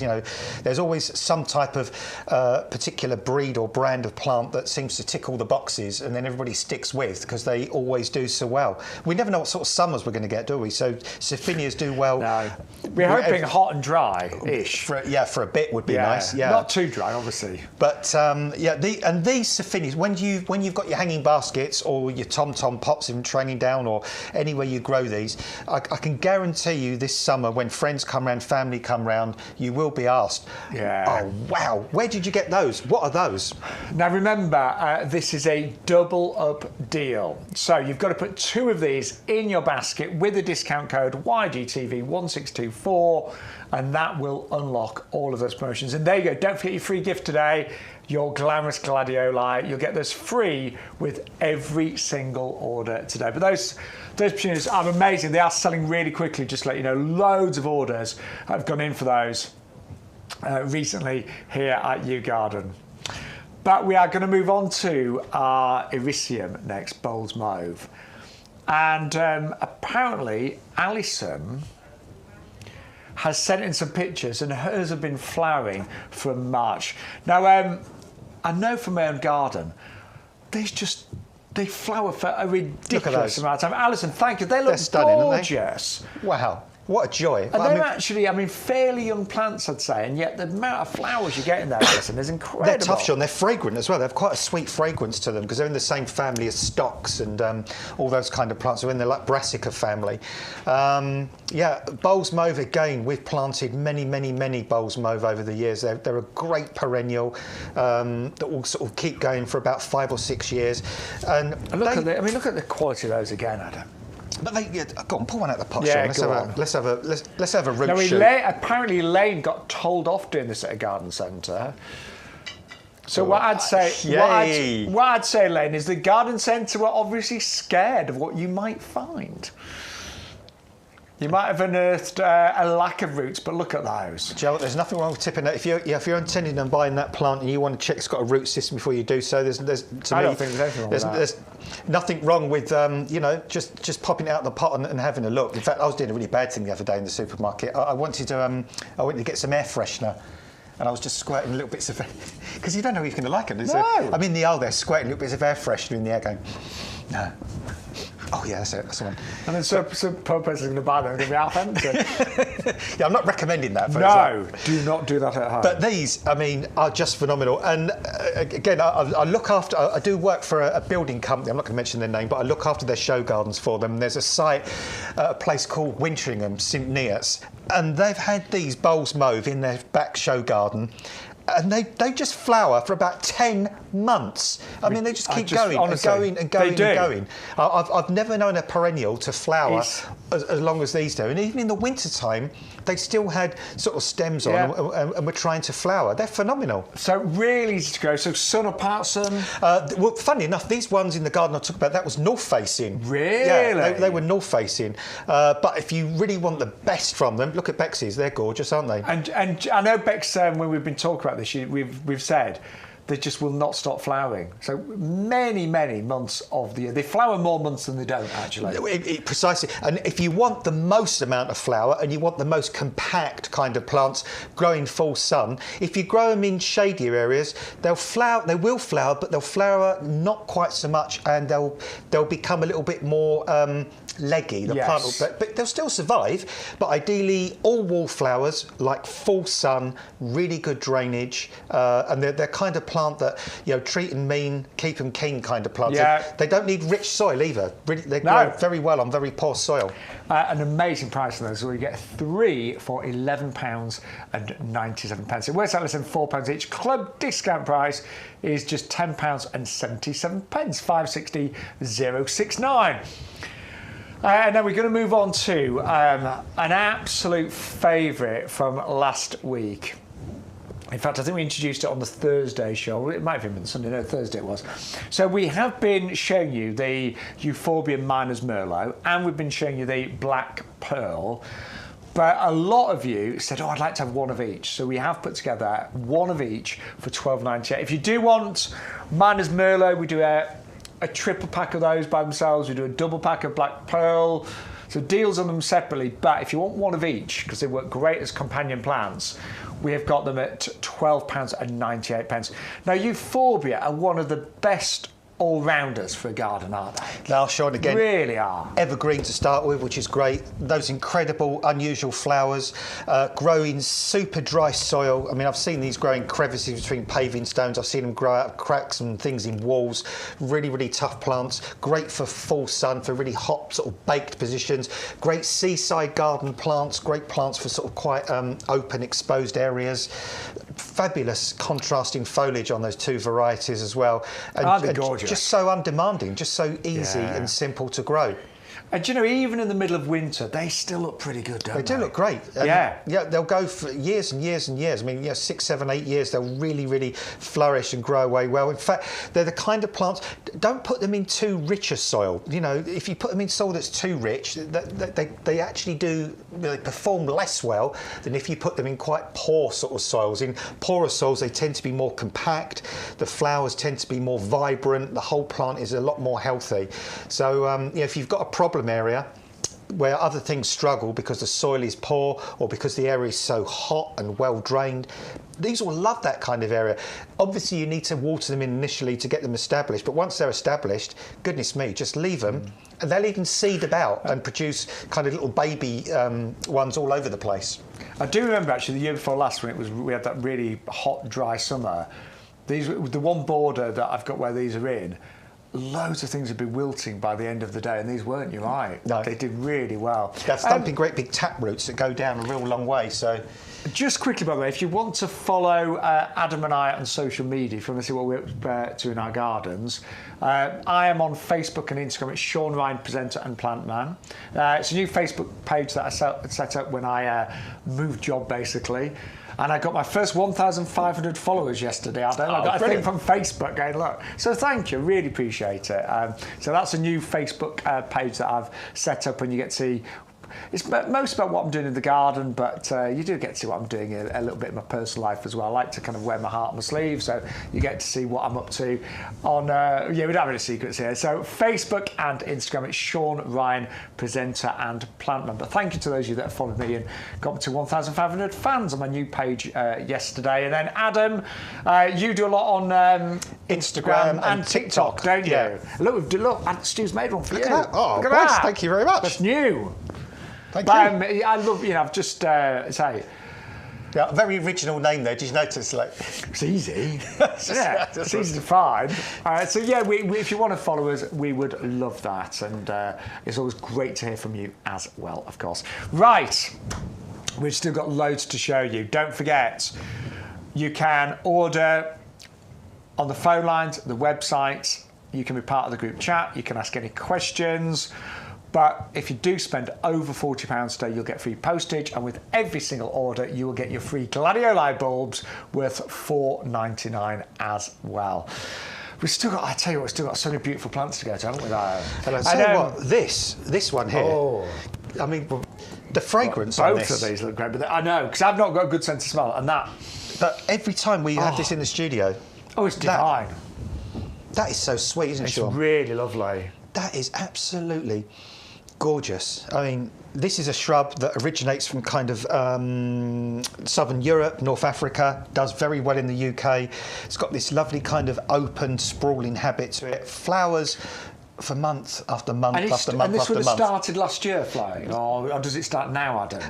Well, I mean, they're kind of one of those weird plants that can throw flowers out almost kind of any time of year, really. I mean, generally, this one's a little advanced, but this is the time of year they start flowering. So they start flowering late winter, very late winter into spring, and then they just keep going for ages and ages and ages. Because I'm going to say, because I have seen these flower even like October time and stuff. Yeah, they kind of just, well, we've got one in our front garden and we're growing it up through an obelisk, like a metal obelisk.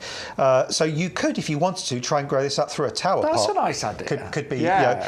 Because, if you don't want it kind of to be sprawling, but it's got this lovely evergreen sort of foliage on it as well, this sort of like pea leaf sort of type foliage. Yes. And you can tell it's a member of the pea family by the shape of the flowers on there as well. But I think it's got, I cannot believe I've never grown one of these. Yeah, no, Perrenials. It's and again, a bit like some of the other shrubs we've been talking about. It grows well on poor soils, quite sandy soils, chalky soils, gravelly soils, stony soils, full sun. Somewhere kind of sheltered and out of the wind. It's really, really happy. And it's got quite a relaxed shape to it, this one, hasn't it? Yeah, it kind of just sort of gently spreads, but it's got a nice sort of open habit to it. But it's got those wonderful, gorgeous, really uplifting, bright yellow, sunny flowers with that incredible sweet fragrance. But just a really easy shrub to grow. And all I would do with this, I mean, most years I would just leave it. But then after a couple of years or so, if it gets a little bit too congested in the middle, if there's a crisscrossy stem like this one here, you could probably just take that crisscross stem out and just take perhaps some of the older stems out. But generally, you can just leave this and let it do its thing, really. And you may look at this and think, oh, it's going to be a bit invasive because it looks like it might spread into areas where it shouldn't, but they don't grow too big, do they? No. I mean, this kind of, width-wise, this is kind of about as far as it's going to go, really. I mean, it's not going to just keep going and going and going and going. So, I mean, perhaps if you give a space of, say, a square metre kind of maximum. But if you've got a part of the garden like a bank somewhere, or sort of an area where other things struggle to grow, and you just want a shrub that you can pop in there and leave and just enjoy from year to year, that doesn't need a lot of fuss or effort. Perfect. This is absolutely perfect for that kind of position. Well, I can't believe I've never grown it. It's Corynilla, and it's only £49. And again, I saw these on the nursery very recently, and they look superb. There's a whole bank of them, and everyone is in flower right now, looking absolutely gorgeous. Actually, that's a big plant for £14.99. Yeah, I mean that is a spectacular plant. Can we just check, Stu? Does this one have the lifetime guarantee on it? I think it does. I think it does, but I could be wrong. Yeah. But I'm pretty sure it does. I'm pretty sure it does. So again, that shows we're confident that this plant will. Yeah, winter hardy. So just double check that it does definitely have the winter hardy lifetime guarantee on that one as well. Gorgeous. So many reasons to go for that, Adam. Yeah, but say ideally, if you love it and you want it, put it in a nice, hot, sunny, shelter position. That's where it'll be happiest.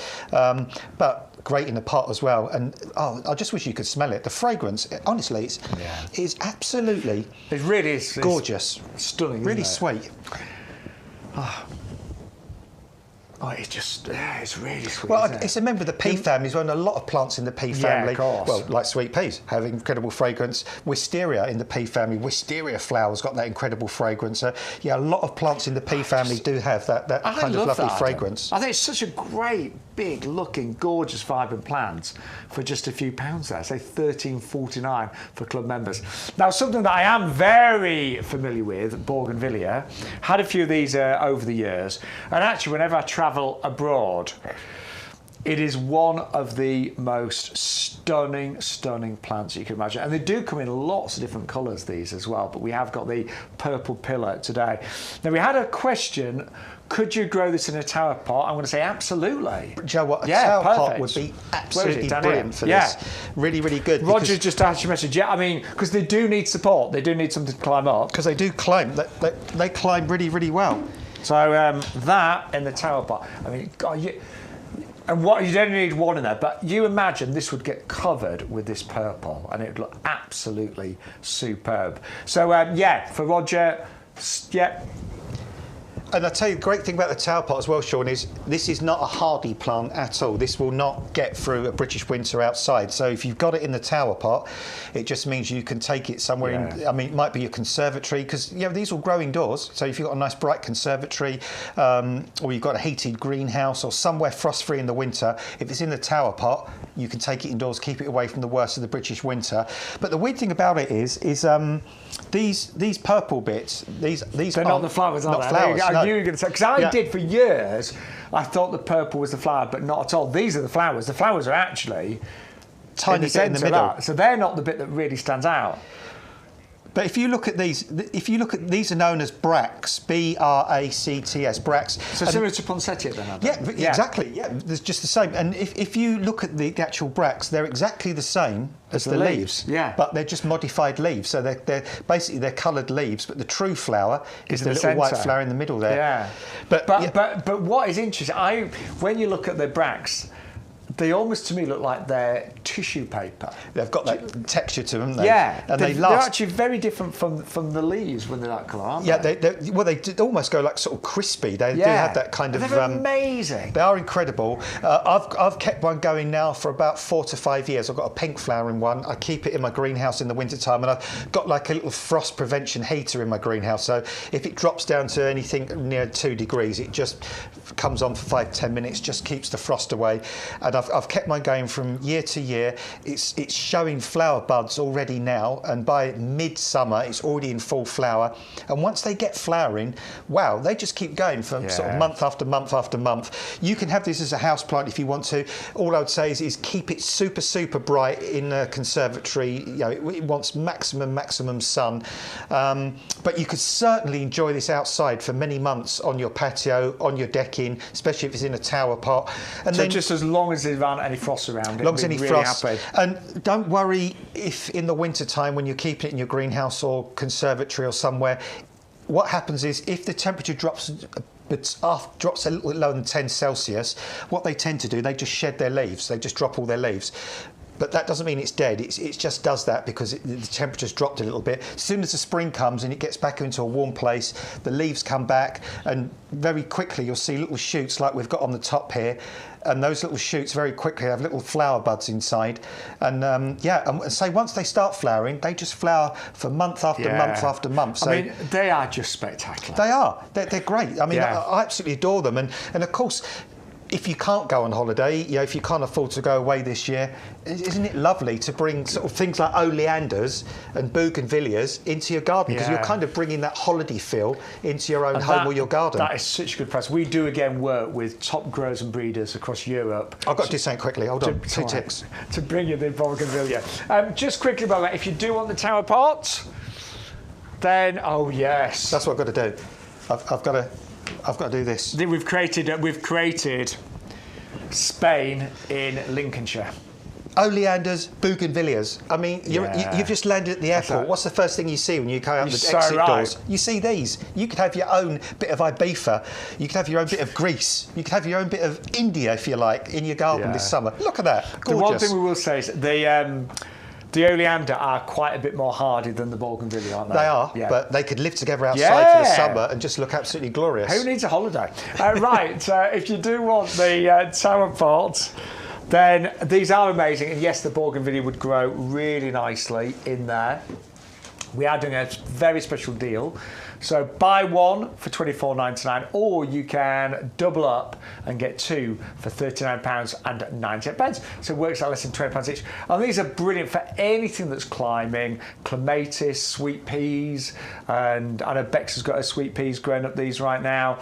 Wisteria, we had the amethyst falls earlier on in the month, but they are brilliant. And the great thing is, if it is a climber like sweet peas that are just seasonal, this all stores away at the end of the year as well. So these 3 sections all unclip and they will store in the pot, or you could just use it as a pot if you're not using it as a climbing structure. But they're really good, and I love the fact you can see things 360 degrees. But what I would do with that, Sean, when you get it home, and there's Bex's wisteria from last year. Look at that. I mean, that is, look, and that's going to be flowering soon. I was going to say that's going to, in a few weeks' time. That's going to be amazing. That's going to be flowering. That's going to be looking amazing. But if you like the bougainvillea, and you want it in the tower pot, you've got 3 kind of lots of stems on this. So just very, very carefully take each stem off these bamboo canes, and then just put one section of the tower pot on first. Plant this in the middle, tie it onto the first section, spread out 3 separate areas.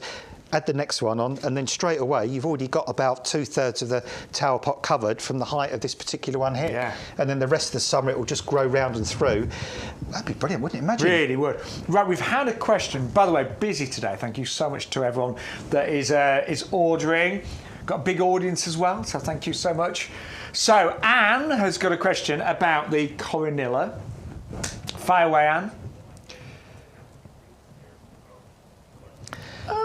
Is it going to provide ground cover without putting roots down from the branches? Yeah, Good question. I know where Anne's going with that. Yeah, because some plants do something called layering. So what that means is where a branch touches the ground, they naturally send out these little kind of adventitious roots that then root into the ground. So it becomes like a thicket, which could be a pain. Yeah, no, this definitely will not do that. This won't root itself and take over. It's although it's got that kind of slightly sprawling habit, it's not going to become a thug. This is a beautiful plant. Yeah. So I hope Anne, that's convinced you to go for that one, because it's a stunner. It really is.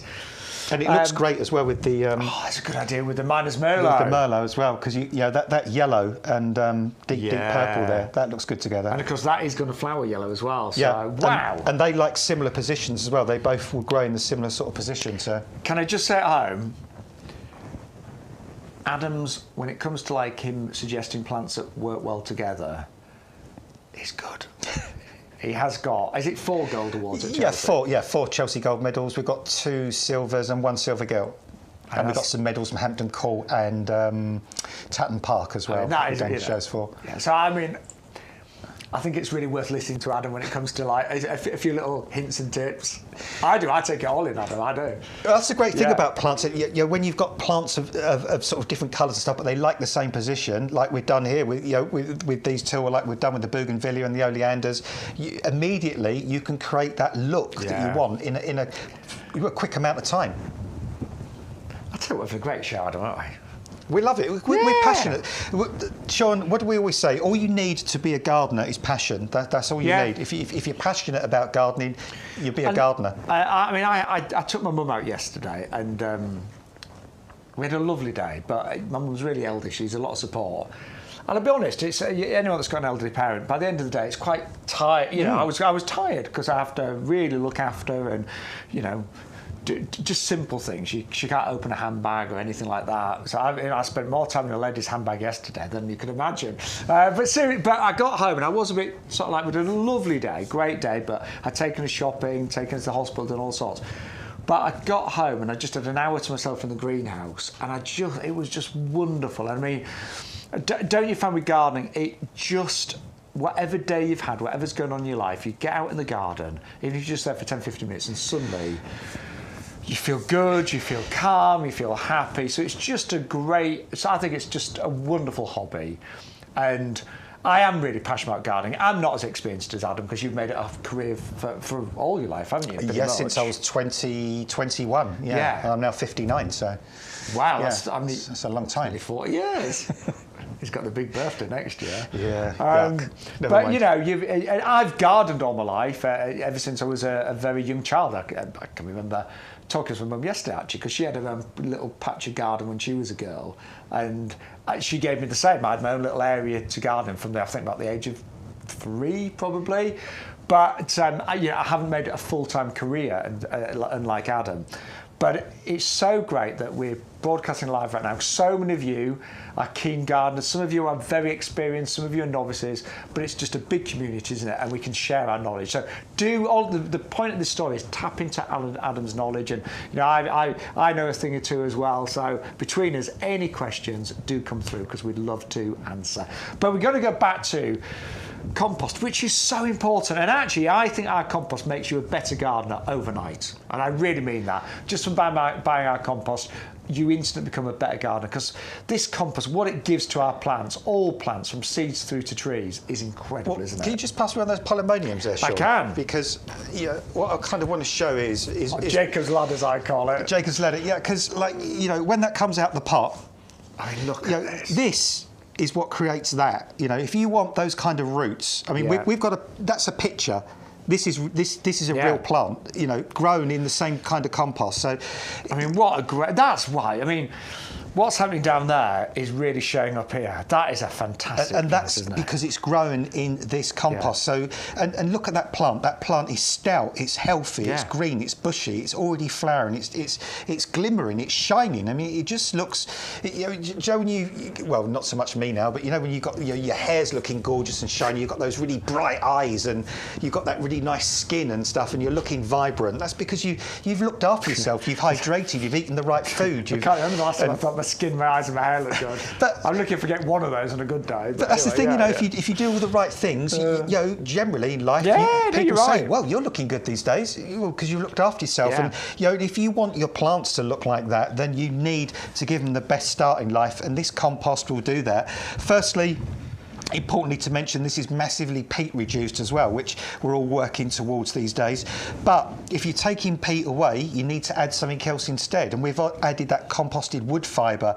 So that adds bulk to this as well, but also it keeps the compost nice and open. That lets the air get down to the roots. That lets the roots penetrate through the compost, and also allows the water to percolate through really, really well. So you've got that nice balance of elements in here holding on to some of the moisture, but the composted wood fibre also letting that go through, so it's never too wet, never too dry. Slow release fertiliser in this, Sean. Those little green beads there you go. That will feed for up to 6 months.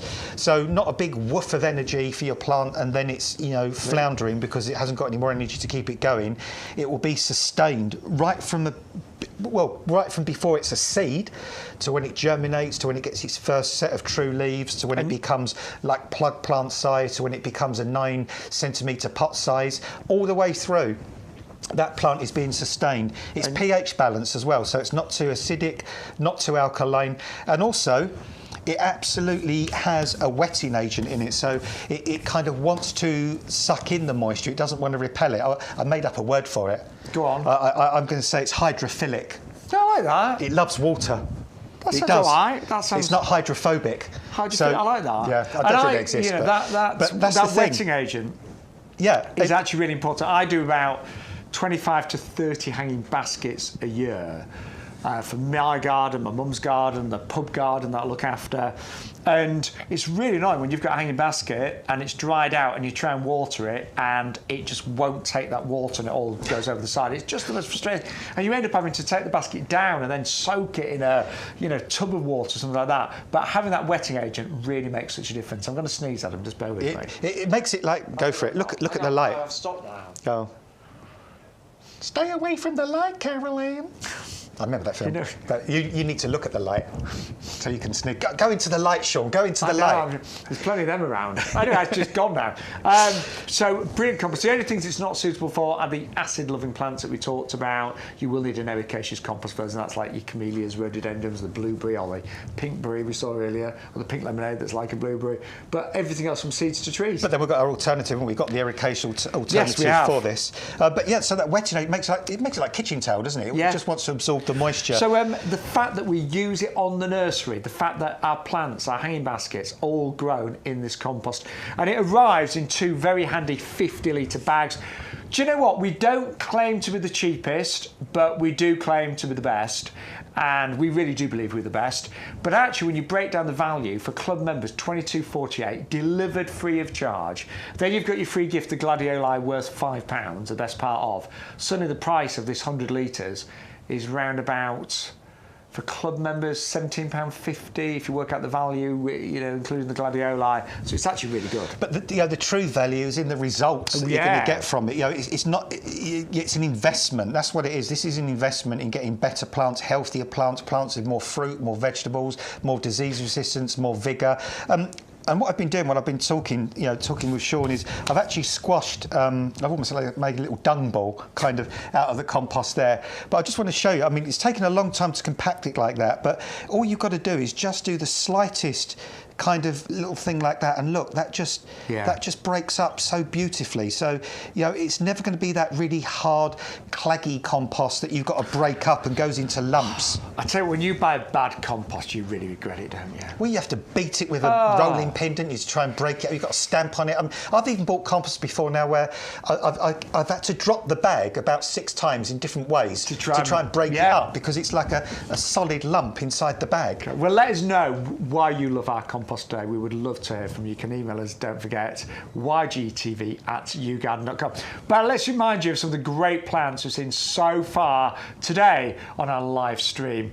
And I tell you what, everyone's loving the cornelius today. Well, I mean, we've had an awful spring, haven't we, with so much dull grey skies. That is a burst of sunshine, Shaun, on a grey day. I mean, look, it really is. And do you know what? The size of this, I'm going to defy you to find a plant that's as big as this, that's covered in flower, right now in a 3-litre pot, and all you're paying is $14.99 or $13.49 for club members. And that is 5, 10, 5, 2, 1 for that fabulous Corynilla, the Gloica citrina. Now you've really fallen in love with our fig tree, and I'm so pleased. Now, if you're thinking, hang on, figs in the UK, you'd be surprised to know this is actually hardy to -15, -1.5. And it is really the most popular variety of fig called brown turkey, but what makes this really special, it has been grown at a standard, so it's on that lovely tall stem. And even without figs, the leaves are really attractive. But when you actually grow your own figs in the UK, they taste delicious. And what is interesting, sometimes you get flowers that turn into figs and you eat them that year, but some of the figs will produce kind of like autumn time and carry over to ripen the next year. So sometimes in winter, you won't have leaves on here, but you'll still have some figs, and they'll hold on to the following year to ripen. It's a gorgeous plant, and it is only £24.99 today. Really, really different, that one. 340,057. Then a lovely choice here, the White Dazzler. And this is often known as Mexican orange blossom because of the smell. Really citrusy, but you get these lovely kind of 5-petal flowers that smell divine. This particular variety is a bit more compact, and you get flowers. We get a lot at this time of year, early, well, I'm not going to say early summer, but late spring. But then you can get several bursts throughout the summer as well. 510002, and of course evergreen as well. Loves a sunny spot in well-drained soil. Then we had the blueberry that's not a blueberry, that's a pinkberry, but it calls itself the blueberry pink lemonade. Confused? Don't be, because actually you grow it like a regular blueberry. It just loves sun, well-drained soil. It does need acid soil, don't forget, but you will get the most attractive pink blueberries that just look absolutely gorgeous. Taste is just really sweet, really tasty, but look ever so attractive. And that arrives, it's actually a really well-established plant. It arrives in a 2-litre pot, and it is only £7.99. 310028 for the blueberry pink lemonade there. Don't forget to get all of these offers. You do need to use our code, which is YGTV1624. Then we had the Thalictrum Little Pinky, and I've never grown these, but definitely one of my lists today. So these, again, they flower now, so they're one of the first perennials to come back into flower. Lovely kind of delicate foliage, reminds you a little bit of a kind of like an aquilegia, and you get the most stunning purple flowers. Doesn't grow too big, this one, so great for the front of a border. Not too fussy in terms of soil type. Will even tolerate clay soils, I think Adam was telling us. 561161. Now, something that I'm very familiar with, that I've grown in my garden for a number of years, Bowles Mauve. This is a wallflower, Ericium. But what is amazing, it flowers for so many months of the year. I mean, honestly, without exaggerating, I've known this to flower for 8 or 9 months out of 12. It's incredible. In fact, it was one that was mentioned. I had Nick Bailey come to do a talk at my garden club. Nick Bailey, who's been on Gardener's World, and many of you will know. And he did a whole talk about 365 days of colour, trying to get more colour in your garden, colour every day of the year. And this was one of the plants that he highlighted, as it happened, as something that just flowers for a ridiculous amount of time. Sun is great for it, will tolerate part sun, and just let it do its own thing. It will just keep flowering and flowering and flowering. Just take off the dead heads and it will flower even more. 560069 for our Bowles Mauve there, type of wallflower. Then if you want to go a little bit Mediterranean, I mean, these bougainvilleas are stunning. They're amazing quality. And don't forget, you think, when you first look, you think the flowers are purple. They're not. They're the bracts that surround those little creamy flowers in the centre. It will need protection in the winter months. So it's a great kind of summer flying outdoor plant, but bring it inside in the winter. Or it would be finding something like a heated greenhouse, something like that. Maybe a garage that will stay above zero, but it is an absolutely stunning Mediterranean plant. And it is a climber, so it would go great with a tower pot that we saw earlier as well. 680131. And then our other big deal today when it comes to Mediterranean plants are oleanders. Now, honestly, the value on these with the buy one get one free is incredible. We've sold thousands of oleanders recently here on YouGarden TV and of course on our website. So these are a Mediterranean plant. You'll see them in Spain, France, Italy. I've seen them in America as well. They are evergreen. They're hardy to -5, so they have a lot hardier than the bougainvillea. They flower beautifully month after month after month, and those flowers have got a lovely kind of sweet fragrance as well. They work great in pots. And actually, in their native countries, they'll grow like 7 metres high. In the UK, probably to about 1.5 metres, something like that in a pot.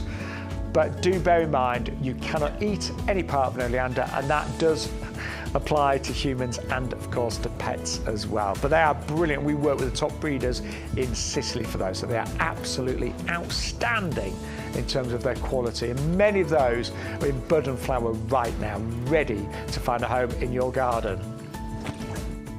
But yeah, good morning everybody. Welcome to YouGarden TV. Got myself Shaun Ryan this morning, the fabulous Adam Wilcott. Stu is in his little control room over there. He's very happy. Apparently it's sunny where he is. Not in here. Could be anything outside here, couldn't it? We don't know. We've got no windows. Could be 8 inches of snow on the ground, couldn't it? We wouldn't know, would we? No, but it's a really nice day, and the weather's really good over the next few weeks. A lot better than it has been anyway. Lots more sunshine, lots less rain. Well, Craig, who helps us prepare the show, said he's heard on the grapevine there's a heat wave on the way at the end of April. So good. So yeah, things are nice, definitely looking a lot better. But we're going to go back to our Jacob's Ladder, as I call it, and you've absolutely loved these. And actually, these were one of your top recommendations today, weren't they? They are super tough perennial. A perennial that's so easy to grow, really not fussed about soil. I mean, grow on sandy soils, clay soils, semi-shade, dappled shade, full sun. Hang on, I'm struggling to get this one out. The quality. Look at these roots. I mean, that is such a phenomenal plant. It really is, isn't it? From the tip of the root to the to the flowers at the top of the stem, super quality here. I can see some garden centres easily charging sort of $5.99, $6.99, $7.99 kind of each for these. You know, sort of plants of that quality. And do you know? I'll be honest, Adam. I think what a lot of them would do is put it in a slightly bigger pot. Like a 2-litre pot or something? Yeah. Because the moment that was actually put in a bigger pot, I want to nick one now from another plant. I haven't got one down here. Let's have a look. Go on, just find me. I'll tell you what, let's get... how about the bougainvillea pot? Yeah, go on, just temporarily move that out. Because this is genuinely how it works. Plants are often priced on pot size, so you could literally... what a garden centre would do, this is what they do next. They would literally put that in there, and suddenly give that even like that, suddenly the value, you see that in the garden centre, and that was maybe, $9.99, give it a few more weeks to grow. That's what garden centres would do. Yeah, and that's the truth. That's what does happen. So, and to be fair, even at the nursery, when we pot things on into bigger pots, the price goes up because obviously there's labour involved in the repotting. Then the cost of delivering it gets a lot higher. But forget that. But that's why when you take things out of a pot in the garden centre, you don't want that to happen. You don't want to. The last thing you want it's all the soil to fall away from the roots. You want to actually see the plant has got a fantastic root system like these. And these polemoniums, they're long-lived perennials. They'll come out up year after year after year after year. They have that main flower spike. Quite often you cut them back. In fact, a little example here, you've got the main flower spike here. When that's finished flowering, you can cut that back. And then if I move that around, you can already see that on the side here, there's another little flower spike that once the middle one's finished, that's going to grow up and take over. So, these are long flowering perennials. This one's got those lovely leaves as well that have got gorgeous, kind of the hints of purple on the leaf. And look at that, isn't that lovely, that flower? Look at that. In fact, it almost looks a bit like kind of that delphinium kind of blue on there. Yeah. It's just absolutely gorgeous colour. I know blues are one of the rarest colours to get in the garden, and that's a lovely. We've called it Bressingham purple, that's the name, but it is a bluey purple, isn't it? I mean, it's these gorgeous. Only get to about sort of 30-40 centimetres tall, so they're not super tall perennials. They form a nice little clump that's probably only get about as wide as a side plate, so not huge, great big perennials. Great at the front of the border, great in pots, great at sort of woodlandy kind of plants if you want like a woodland planting kind of area for them. But generally, they're not fussed. No. I love them. I've got a few in my garden, commonly known as Jacob's Ladder, but it is the Polemonium Bressingham Purple. 561 253, £16.97. Now, I cannot begin to explain the value you've got now on our Gazania Sunrise Mix. A seriously incredible value. And if you just want to fill masses of areas in your garden with fabulous colour this year, does not get better than this. And those plug plants will literally be covered in flowers like this all summer long. You're getting 60 of them working out 21 pence each. And I love growing seeds, and Adam loves growing seeds, but it's a lot of work. I mean, I haven't grown as many seeds this year because I haven't had the time. And it isn't just the planting, and actually just planting seeds is a bit of an art, because so many times you end up with like a big clump in one area of your seed tray and a few scattered elsewhere. But the amount of work that's going into growing 60 of these, I mean, every one of them, look, they're all perfect. Such healthy plants, and they're Shaun. They're really great quality. Just by the way, I've been a bit rough taking these out, but what I would normally do is give them a really nice little squeeze, or even better, sometimes I just take a little stick and just put it in the bottom where there's the drainage hole, and that just eases them out, because you're doing to be a bit careful as you're taking this out. But each one of those, plant up now in a 9cm pot, and that will be ready to go out in your garden in about, what, 3-4 weeks? Yeah, 3 or 4 weeks. If you do one of these kind of jiffy pot things as well, that the roots will grow through that, and you can plant the whole thing. You don't even need to take them out the pots, because the pots are biodegradable. And I've seen gazanias flower all the way into November. If they're in the right position, full sun, that's what they adore. Yeah. Full sun. The sun worshippers. And really well drained soil, super well drained soil. So again, if you've got gravelly soil, stony soil, you've got chalk soil, you've just got rough soil, you might have moved into a new house and there's a lot of builder's debris kind of in the ground, and you want some colour for this year, and you've got a nice sunny position, but you know, you've just had to buy the new sofa, you've had to spend loads of money on other stuff. Just get a tray of these, and plonk these into that awful soil before you get round to improving it. They'll form a carpet of colour that will just go on for month after month after month. And do you know, when I compare them to some of my other summer bedding, they're really robust, like the leaves and everything. They're a solid plant, do you know what I mean? They are solid, and because the leaves form like a rosette that sort of just sits above the ground, really, so that they're not taking up a lot of space. So even when it was a bit rainy some days, they didn't. I mean, some of the flowers would go over if they're drenched, but the whole plant really was quite resilient. Yeah, they are resilient because then they hug the ground, so they don't get caught by the wind. And the flower stems, they come up on quite thick stems, about the sort of thickness of a drinking straw, really. Yeah. So nice, strong stems. They don't need staking or anything like that. And the flowers are only about 6-7 inches tall. And then they're kind of the flower bud is sort of twisted to start with, and they kind of sit tight. And then the sun pops out, and within 10 minutes, boom, they just open up. And the great thing about them is you just don't know what kind of colour you're going to get. These are kaleidoscopic in the sort of colour range that they bring you. Absolutely, honestly, unbelievable. And some of them are bicoloured as well. So that mix, in terms of value, incredible. Great, of course, in pots as well. Oh, fantastic for pots. And also drought tolerant. So these will take, being ignored for a few days, and they're not going to, suddenly give up the ghost just because they've gone dry for a few days. They're one of my new favourites. So I only grew them the first time last year, but they're one of my absolute new favourites. They are great. But what I always like to, whenever we bring you anything, it's always with plants. It's always horses for courses. We're never the sort of channel that's going to say to you, grow them in shade, grow them in sun, grow them in wet soils, grow them in dry soils. Grow them anywhere. Grow them on the washing line. We're honest with you. We're going to tell you exactly. Yeah. So if you haven't got the right position, don't buy them. But if you've got full sun, if you've got somewhere really well drained, if you've got a problem area where other things wilt in the intensity of the summer sun, these will love it. They'll say, bring it on. When people say to me, I'm no good at gardening, I always say, everyone's good at gardening. It's just finding the right plant for the right position. That's all it is. That's all it is. That really is. Yeah. And as Adam said, don't shove those in your shady corner. They will hate it. Full sun. Doesn't matter about the soil type, but full sun is an absolute must. They are brilliant. Right, Celosia are next, and this is the Fire Flame Mixed. And again, I had these in my garden last year, and they were rather spectacular. They're very interesting.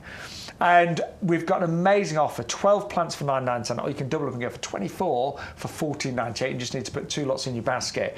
But they are like a feathery flowering plant. You align them to the stilbies. They've got kind of like or like pampas but also grass, they're pampas. like a dyed pampas grass kind of miniature flower head. And they almost look They almost do look like they died, but these are the colours they are. Well, look at that mauvey colour or burgundy colour. It's amazing. Or maroon, I suppose. Yeah, more like maroon. When have you last seen a plant that colour? I mean, that is so unusual. And then from maroon to that vivid golden yellow, and then the sort of that red colour as well. And they've got, I think, cotton flower is the other name they call them. And they've got these sort of fluffy, really unusual flower heads. And the flowers are soft when you touch them. Yeah, and also these just make a really dramatic statement. They're different. They're unusual. In fact, Shaun and I were saying the other day, we remember when we were kids, like busy lizzies were always thought of as houseplants, and nobody really grew them in the garden. Now they're a staple of bedding plants, and I think things like celosias, as we get into sort of hotter, dry summers and stuff, things like celosias are going to become more popular because so they are actually quite new as a bedding plant in the UK, aren't they? Yeah, and they're really different. So if you want to try something this summer, perhaps you think, I've grown petunias for years, I've grown lobelia for years, I want to try something a bit different, a bit unusual, something that people are going to really comment on. Try these celosias. Great in pots, great in beds and borders, providing it's quite sunny and well drained. They're compact plants, only probably sort of 12 inches or so tall. They're not great big huge things, and they form a nice little clump. They remind me in terms of their growth habit a bit like salvias. Yes. In terms of, you know what I mean? That's how they grow with the different spikes of flowers. But they really are. If you want bright, bold, carnival colours in your garden and you want something a little bit different, would definitely recommend those. I loved them last year. I mean, so I've got a tropicalaria in my garden. They've just worked really well with my palms and things. 12 for £9.99 or 24 for £14.98. They're like the plant equivalent of Eurovision, in my opinion. Yes. Yes. Bright and joyful and full of life. Yeah. And sometimes you just want that, don't you? You've got to make the most of the summer, and they are just going to pop all summer long. Now we have got our little pinky coming up next, and you've convinced me to buy these today. That's a little name for us, okay. Our little pinky. Thalictrum. But we call it little pinky because it's a smaller variety. It is, yeah. Thalictrum, I've got Thalictrum in my own garden. I've got one called Delavei, which is very, very common Thalictrum. Mine gets to about sort of 3 foot to a metre tall. This is much more compact, so kind of like 30, 40, 50 centimetres. So we are talking front of the border, aren't we? Front or middle of the border if you haven't got too taller perennials. But Thalictrum are super long-lived. Once you put Thalictrum in, they'll be there 10, 20, 30 years. And again, really easy perennial to grow, Shaun. There's nothing prima donna about this plant at all. Just plant it, leave it, enjoy it for year after year after year. And I just think they're absolutely gorgeous. And you were saying, Adam, this time of year, there's a lot of perennials that still aren't doing a lot, like your lupins, your foxgloves. Peonies are not quite there. No, teasing us, but not quite there, are they? But this is when these flower. Yeah, so they're filling in that gap between when the bulbs die down and when the other perennials come on. And actually, the leaves, have you ever grown that houseplant, the maidenhair fern? Yes. They've got the kind of leaves like that, haven't they? Like sort of maidenhair fern sort of leaves on there. So the leaves have got that sort of ferny kind of feel to them. And even look at the stems. The stems are that sort of dark brown colour that actually contrast really lovely with the leaves. And you were saying these will tolerate quite a bit of shade as well? Yeah, I mean, I've seen these growing in shade, full sun, dappled shade. They grow in most soils. They're really not fussy about soil at all. They don't need staking. They will kind of keep flowering for a number of weeks. And then even when they're finished flowering, you've got that attractive foliage for the rest of the summer. And then in the autumn, the foliage turns a nice yellow colour before it dies down. They kind of die down to underground for the winter time, and then late winter, early spring, you'll see these little kind of shoots starting to come through. And right about this time, right about now into April, May, they flower their socks off. They won't flower all summer long, but you know what? That doesn't matter, because by the time they've finished flowering, then the other flowers pick up the baton. And that is the secret, isn't it, with your gardens? Just always having things staging of interest. it. Just staging it. I know I had kind of Peter when he was advising me with my garden. He said, look, really plan each month and think, right, as that goes down, what else is coming up and what's going to follow that? And you always want, the last thing you want is a garden to look good for just a couple of months of the year. Well, that's the great thing about being a regular viewer on YouGarden, because if you just suddenly drive into a garden centre today and you want 20 plants, there's a chance that your head will rule your heart and you'll just go and buy 20 plants that are flowering right now. Yeah. But of course, by the end of April, May, They'd have all finished flowering. When you watch YouGarden every month, because we're bringing you something that's always flowering at that particular time, over that sort of period of time you watch us, you're getting something that's going to keep following on from month to month. So hopefully you are going to have the most amazing gardens. I think there's a very good chance. So that's the Thalictrum, the little pinker there, a double up deal, one for £9.99 or two for £14.98. Now we're going to move on to our choicer next, and this one is called White Dazzler. This is only £11.99 or £10.79 if you are part of our discount club.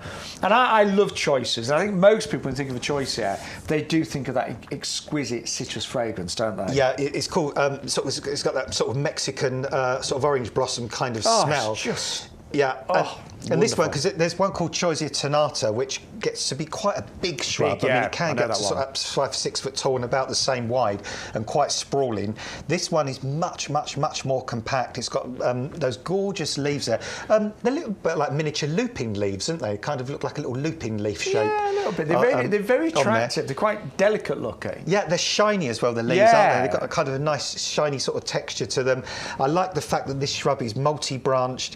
You've got those lovely little flowers on the end there that just smell absolutely divine. And it's a shrub that has a good flowering period now, will pop out flowers throughout the summer, and quite often choices will have a second flush of flower late summer into autumn. This will have a lifetime guarantee. This is a tough plant. Again, evergreen, Adam? Evergreen, yeah, will grow in full sun, dappled shade. This one is great for putting in pots as well, because I'm trying to think, when I've seen these grown in customers' gardens, I've never seen any of them get really taller than knee to sort of waist height maximum. So, but you can clip them, you can shape them if you want to, but it's just such a happy, elegant, pretty, easy to grow shrub. It's hardy, it's very drought tolerant. I mean, I bought this last year and it's just burst into flower actually this last week, and it's delightful. It is delightful. Really is. And so that fragrance is just outstanding. So I can't see why you wouldn't want that one. This has got the AGM as well, hasn't it? Yeah, Award of the Garden Merit. Again, because of all the different attributes this plant has. And that's really, whenever I see a plant that's got the RHS Award of Garden Merit, it's just, I mean, you said it's like the Oscar for plants. But the RHS are actually a charity, and the work that they do trialling plants, and for this to have the Award of Garden Merit just means it's a true performer, pretty much for any garden anywhere in the UK. Yeah, well, it's a bit like, you know, sometimes when you look at Which magazine and they, and they say best buy or, you know, best in category, you're more likely to buy that, aren't you? Because Which, again, is a charity, they're independent, and, you know, and they've kind of tested these things out. Well, that's what the RHS do with these plants. I mean, they have showgrounds down in Wisley. They have these huge trial grounds down at Wisley, and they will grow plants from year to year to year. They don't just grow them 1 year, they'll grow them over a number of years to see how they get through winter, how they perform through different seasons, through different weathers and stuff. And then when they're finally satisfied that plant has met all the criteria, they give it that Award of Garden Merit. So that is an absolute winner, basically, and it is only £11.99. Again, if you're a club member, your discount price is just £10.79. Right. We need to do a little... We're in a live walk. Yeah, we need to get our steps in today, Adam. I bought donuts today. That's how we started the day. We had donuts, didn't we, Adam? We did. I had to change clothes actually because I got jam all the way down mine. I'm going to put this back in its pot because we use that at the moment, didn't we? Just there we go. It's back in the pot there. But we are now going to join this side of the potting shed for a really wonderful plant. In fact, you said this one would go well with Little Pinky. Can I just go and get it? Yeah, well, the good thing about... Dicentra there. And also, Shaun, the Polemonium, because what we've actually got here, we've got Dicentra spectabile, Dutchman's breeches is another name for it, Dicentra spectabile. This is a white version. Quite often the ones you see this time of year are sort of pink or red with a white centre. But it's just some of the plants we've had already. When you put those together, Little Pinky and the Jacob's Ladder, as I call it. So just at the front, couldn't we? I was going to put 3 together there. So these are all flowering this time of the year. Excuse me. And they'd actually all do well in the same position, wouldn't they? Yeah, absolutely. And they're all flowering now. Yeah. So again, you know, this time of year, I mean, I'm looking at my garden now. My daffodils have all gone for sure. Half my tulips are going over now. So I've got a little bit of a gap coming up between when my next lot of colour kicks in, and I've got loads of perennials coming through. So it's nice to have those early flowering perennials, things like the Jacob's Ladder or the Polemonium, things like, for instance, the Dicentra spectabile that's in front of me now, and the Thalictrum, little pinky. They're all sort of great early flowering perennials, and they don't flower, well, apart from the Polemonium, they don't flower for a long, long time, but that doesn't matter, because by the time they've stopped flowering, all the other perennials are taking over and flowering and picking up the baton of colour from when these ones stop. Now, these have been really popular over the past few weeks, but I do think the value is incredible, because you actually get 3 of these. It's a triple deal. It's 3 for £12.98. So working out about £4.33 each. And actually, they're really nice, big established plants. They're already going to have buds and flowers on them, ready to place straight in your beds and borders. But I think they're incredibly attractive. I see almost like a little heart there, do you? With a little droplet coming up. I like these white ones in particular. Can we have a root inspection? We're going to do a root inspection. Yeah, I think we should. Because these normally have thumping great big roots, Dicentras. The roots so far, look at those. Oh, that's a good root system there. Look at that. That really kind of fibrous root system all the way around there. Yeah, great root system on those. I mean, you look how strong those plants are for just over £4 each. And this is the time for Dicentra. My lovely neighbours opposite Andy and Denise have got some pots with Dicentra in at the moment. They're about 2 to 3 foot tall, and they're the red ones with the little white sort of centre, which are gorgeous. I like the white ones as well. And they will look good for many, many more weeks to come. But what you will find is by about June time, the foliage starts to sort of die down a little bit, and then they disappear. They kind of just wither away. They're not dying, they're just going to sleep. But by then, all your other perennials... I was going to say, that's when everything else is just going wild, isn't it? So you can put these in between those other perennials that would normally overgrow them, because by the time these die down, that won't be a problem. And then what that means next year is when you're waiting for your foxgloves, your lupins, your delphiniums, all the other things to grow up, you're not in that sad space of waiting for colour. These will be in between, giving you that colour in that gap. And do you know what I've realised, Adam? I think at this time of year often, April time, we're so desperate to get out in our gardens after winter. And often, Easter moves around, doesn't it? But sometimes Easter is this week, isn't it? It can be. It can be up to almost a month. It can be right from the end of March to almost the end of April, can't it? Yeah, but this time of year, I've learned it's actually really important for your gardens, because you want to get out. It's the time of year you start putting your garden furniture out.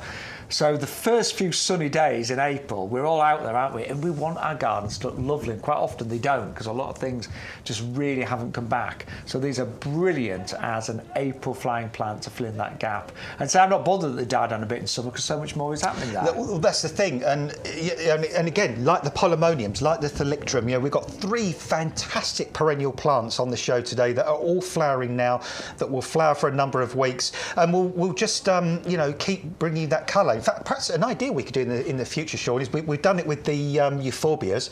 Perhaps in the future we could do like a little perennial mix of one of each of sort of perennials. So you immediately have got one of each in a collection of 3, and you've got that colour straight away. It's a very good idea, Adam. We will look into that. So the Dicentra there, 560767, and all you need to do with these, again, this has got the RHS Garden Merit Award there as well. It tells you that you can plant it in shade, sunshine. And what you'll need to do on this one, buy the single, don't buy the triple pack, put our code in, YGTV1624 today.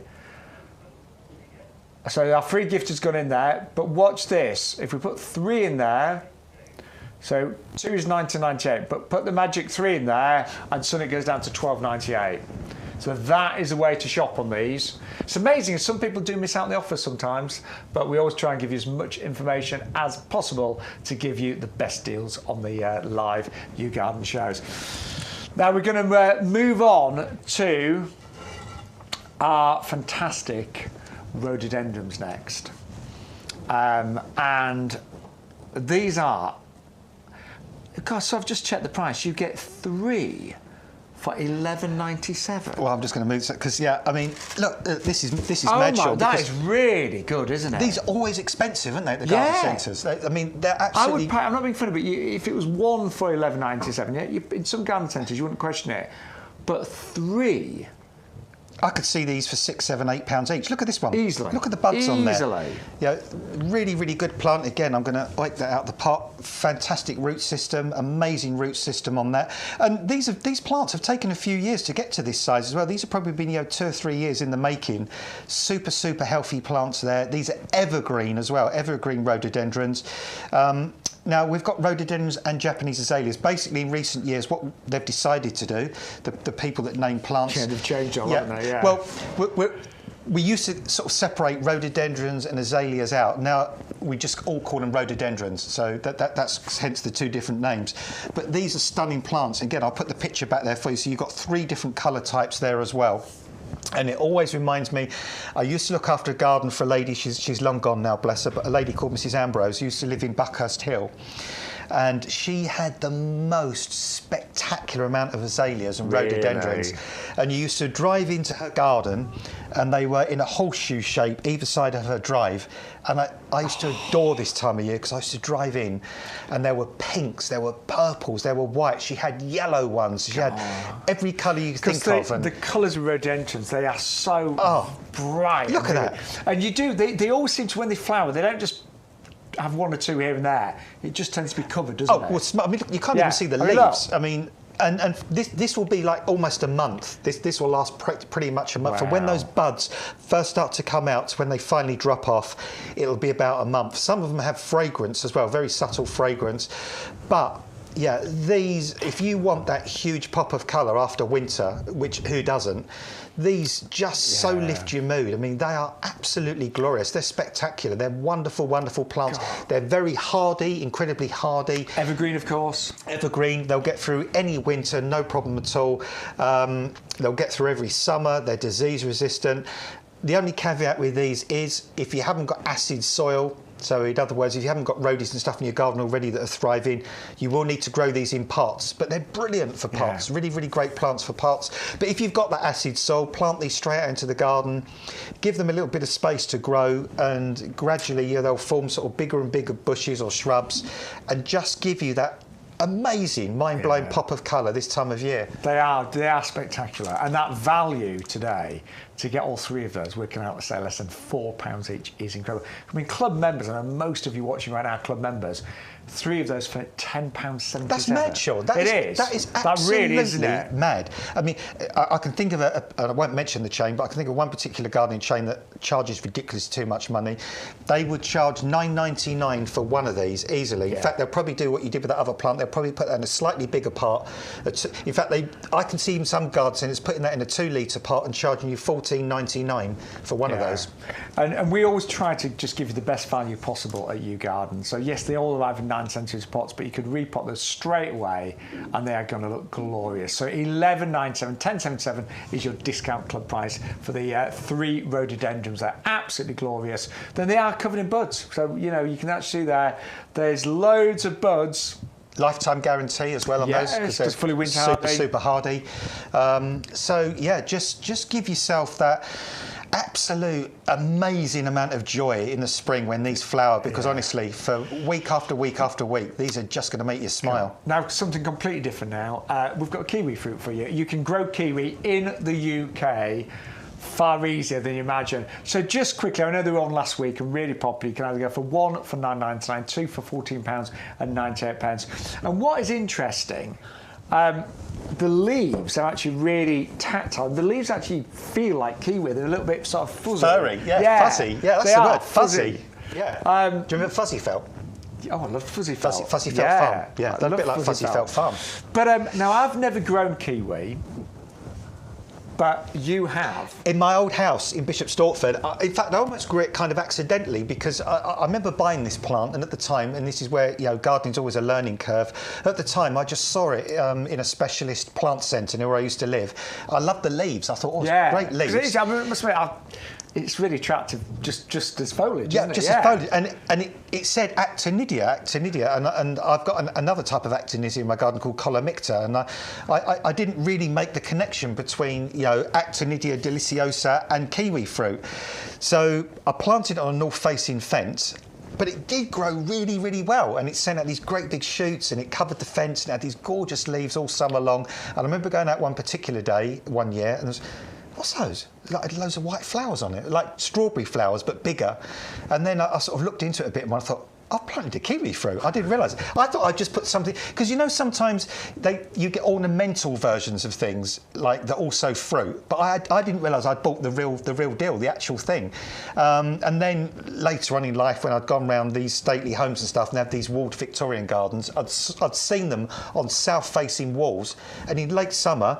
I mean, dozens of actual kiwi fruit growing in the UK. God, so this is hardy in the UK, but as Adam said, really you want that south-facing position. That's the best. Grow this up a wall, a fence, and you will get fruit that you can actually eat here in the UK. Delicious kiwi fruits, and actually quite vigorous. Growing this, isn't it? It's quite fast. Yeah, they're very vigorous, but you can trim them back. And I think a lot of people think they're not hardy because a lot of the kiwis we eat in this country are grown in New Zealand, but they're from China. That's where that's telling me.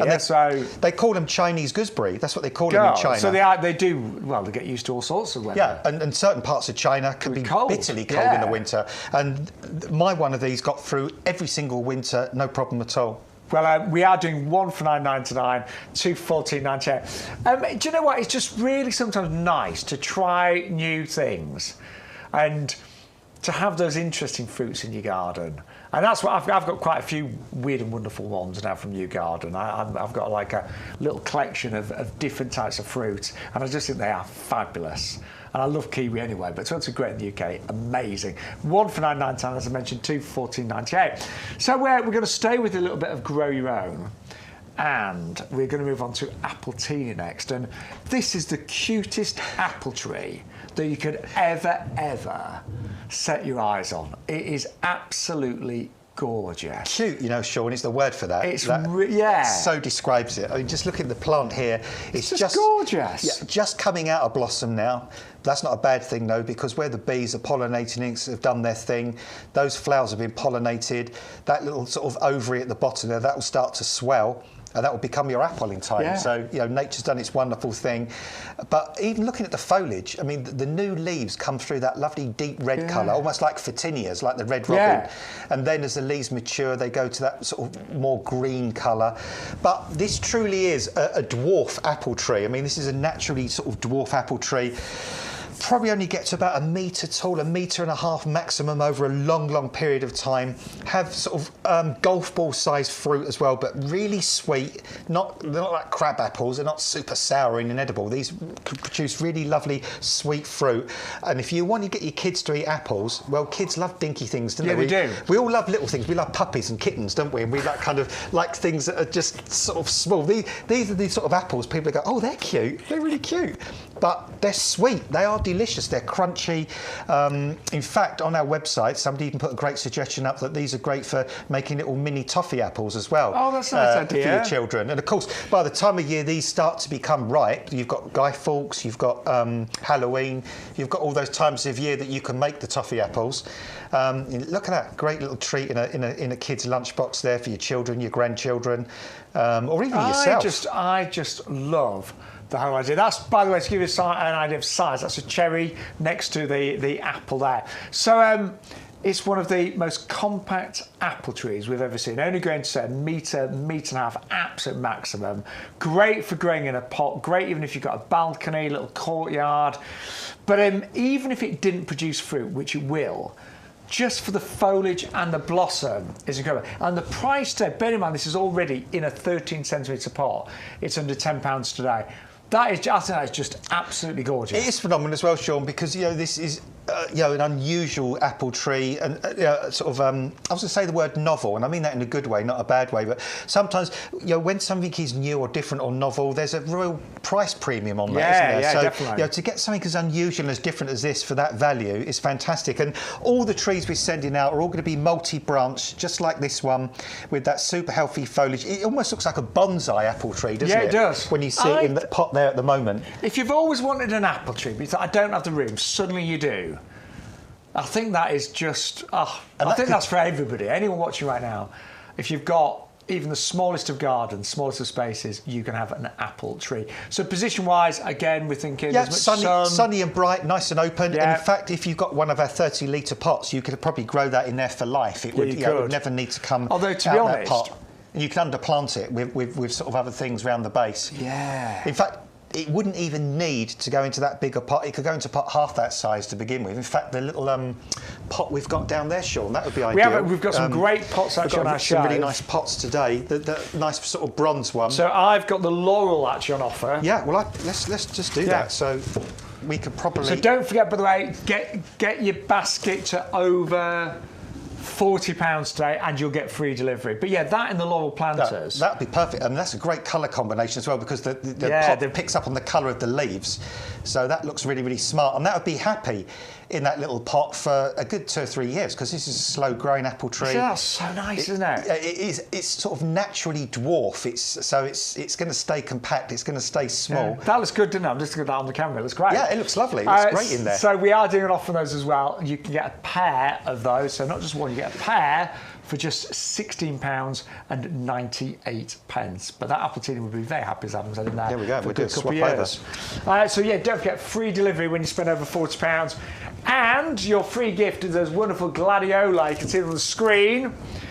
They're worth nearly £5. Great late summer flowering there, so end of July, August, even September, but you will get a free bag of those with every single order placed today. And who doesn't love a freebie? Now, something I have got, said I've got a little area in my garden of weird and wonderful fruits. This is one of them that I've got, which is a honeyberry. And I got my first crop last year, Adam. It was only my first year, so I didn't get loads, but the fruit was amazing. I've still to try, and I've got one in my own garden. It's just incredible. And the weird thing is, if somebody said to you, would you like a bowl of honeysuckle, you'd probably think they've gone mad. Because say no, thanks. This is actually the member of a honeysuckle family. It's a shrubby honeysuckle as well, so this is sort of self-supporting. These get to about sort of a metre and a half or so. But yeah, look at those berries. I mean, they are just so unusual, aren't they? So different. So they are. They're known to be a cross between almost like a mixture of blueberry, blackberry. Some people say they can taste a bit of kiwi in there. I couldn't. But to me, they're like an elongated blueberry with all of the flavour, but they were sweeter. I would say sweeter without being quite as sharp. But I honestly ate all of mine outside before they even got in the home. They were just. I was amazed at how gorgeous they were. What time of year were you picking yours, roughly?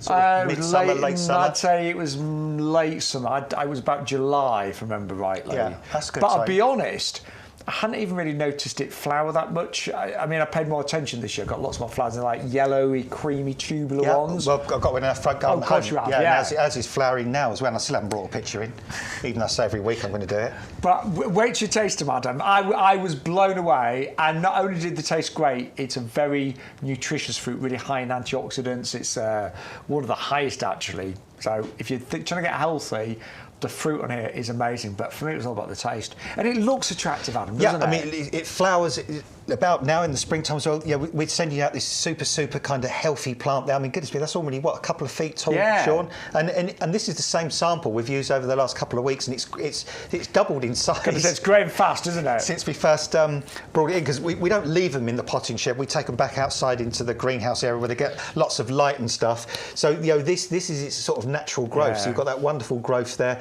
Lovely colour in the autumn as well before the leaves drop. But yeah, if you want to try a fruit that's different, not a gimmicky fruit, because sometimes you get these fruit and they can be a bit gimmicky, can't they? And you kind of make out you like them, but really you don't. These you really will love.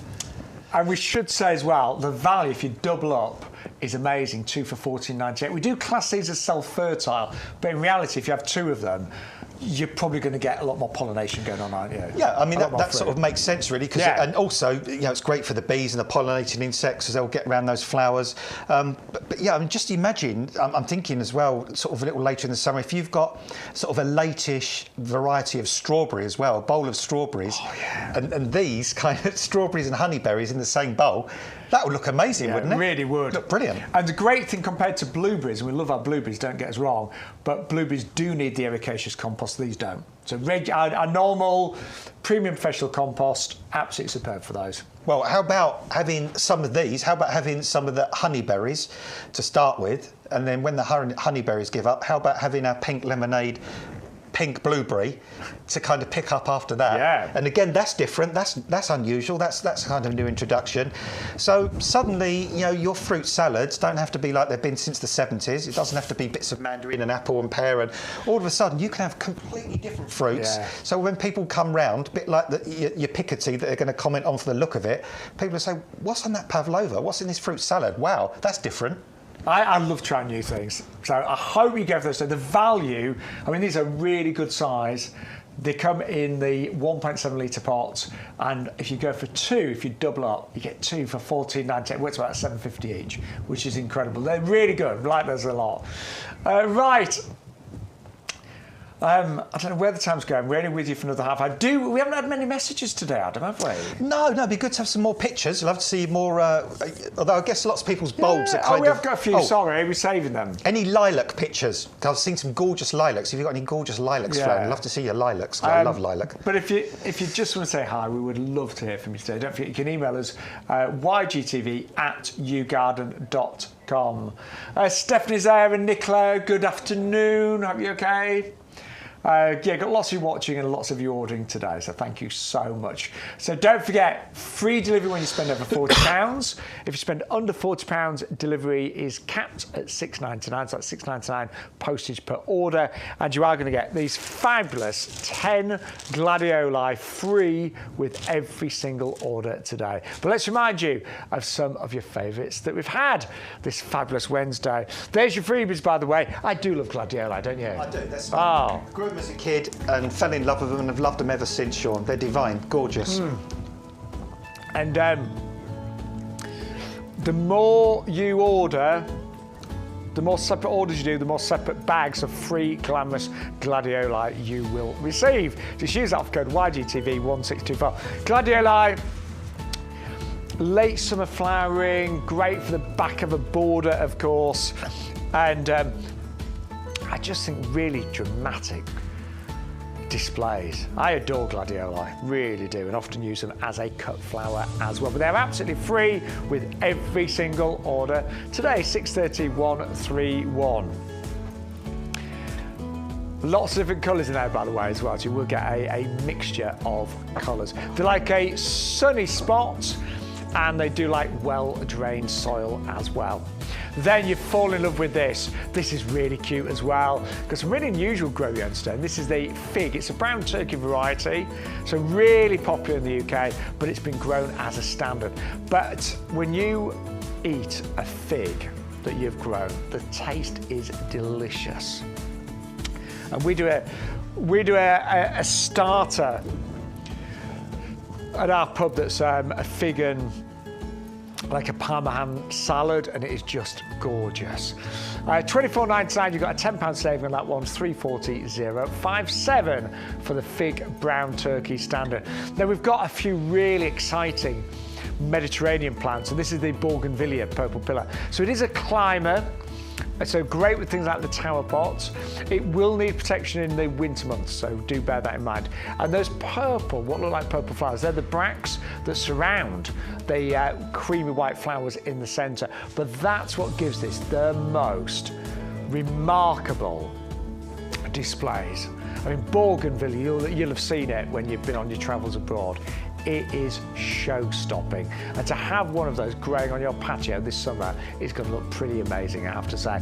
And that is only £24.99 in a 3 litre pot, and it does arrive. It's a big specimen actually. It will arrive approximately 1 metre tall already, so it really is a very, very good size. £680.131 for the Bougainvillea. Then one of Adam's absolute favourites, and I'm with him, I've got this as well, the Polymonium Bressingham Purple. I know it as Jacob's Ladder, and you are going to get 3 of these perennials for just £16.97. And they're in flower right now. I mean, they flower kind of late springtime. They won't grow too big, great kind of middle to front of a border, but the bluey purple flowers against the kind of bronzy foliage is really spectacular. And an amazing price on those today, saving £13 off our recommended retail price. Then we brought you a wonderful selection of rhododendrons, the Japanese azalea. 3 of these, 3 different colours, so you get a white, you get a red, and you get a pink for £11.97. And what rhododendrons will do, they just produce a massive carpet of colour at this time of year. And there's really nothing, I don't think there's anything quite as dazzling as a rhododendron in full flower. They are spectacular. And they never seem to do things by half. You always get the whole plant covered in flowers. You don't just get 1 or 2. Now again, it will need an acid soil, so do bear that in mind. Great, I was thinking rhododendrons do very well in sun, part shade, but they do need an acid soil. 510804, amazing value. They're working out, I mean, they're normally £30, so £11.97, working out about £4 a plant there. It's really good for the rhododendrons. And then that beautiful Exocorda earlier, and these are just glorious. If you love your whites, this is like a vintage white. In the middle of the flowers, you've got like a little bit of lime green. It's a plant that's got, in terms of its structure, it's quite informal. So it doesn't grow into like a solid mass. It's a little bit informal. Grows to about 1.5 meters in terms of height. And again, it's an absolute beauty at this time of year. Covered in flowers, late March, April time at just £19.99, 511-240. And then something on my list today is the Thalictrum, the little pinky. Really cute, these. So, filling in that gap as your bulbs have died down, as other perennials are just begin to come back. These will flower right now at this time of the year. Really cute, 561-161, and you can double up. You can get 2 of those for £14.98, or 1 for £9.99. And then the Calistenum. I thought this was absolutely stunning. It's a standard that is magnificent. It will arrive in bud and flower. They really, I mean, honestly, when you see these on the nursery, they are glorious. And we have got them at just £29.99. You might well want to go for 2 of those. And they are hardy. We always say it's about -4, -5, so might need a little bit of protection in the winter, depending on where you live. But if you grow them in pots, a lot easier to do that.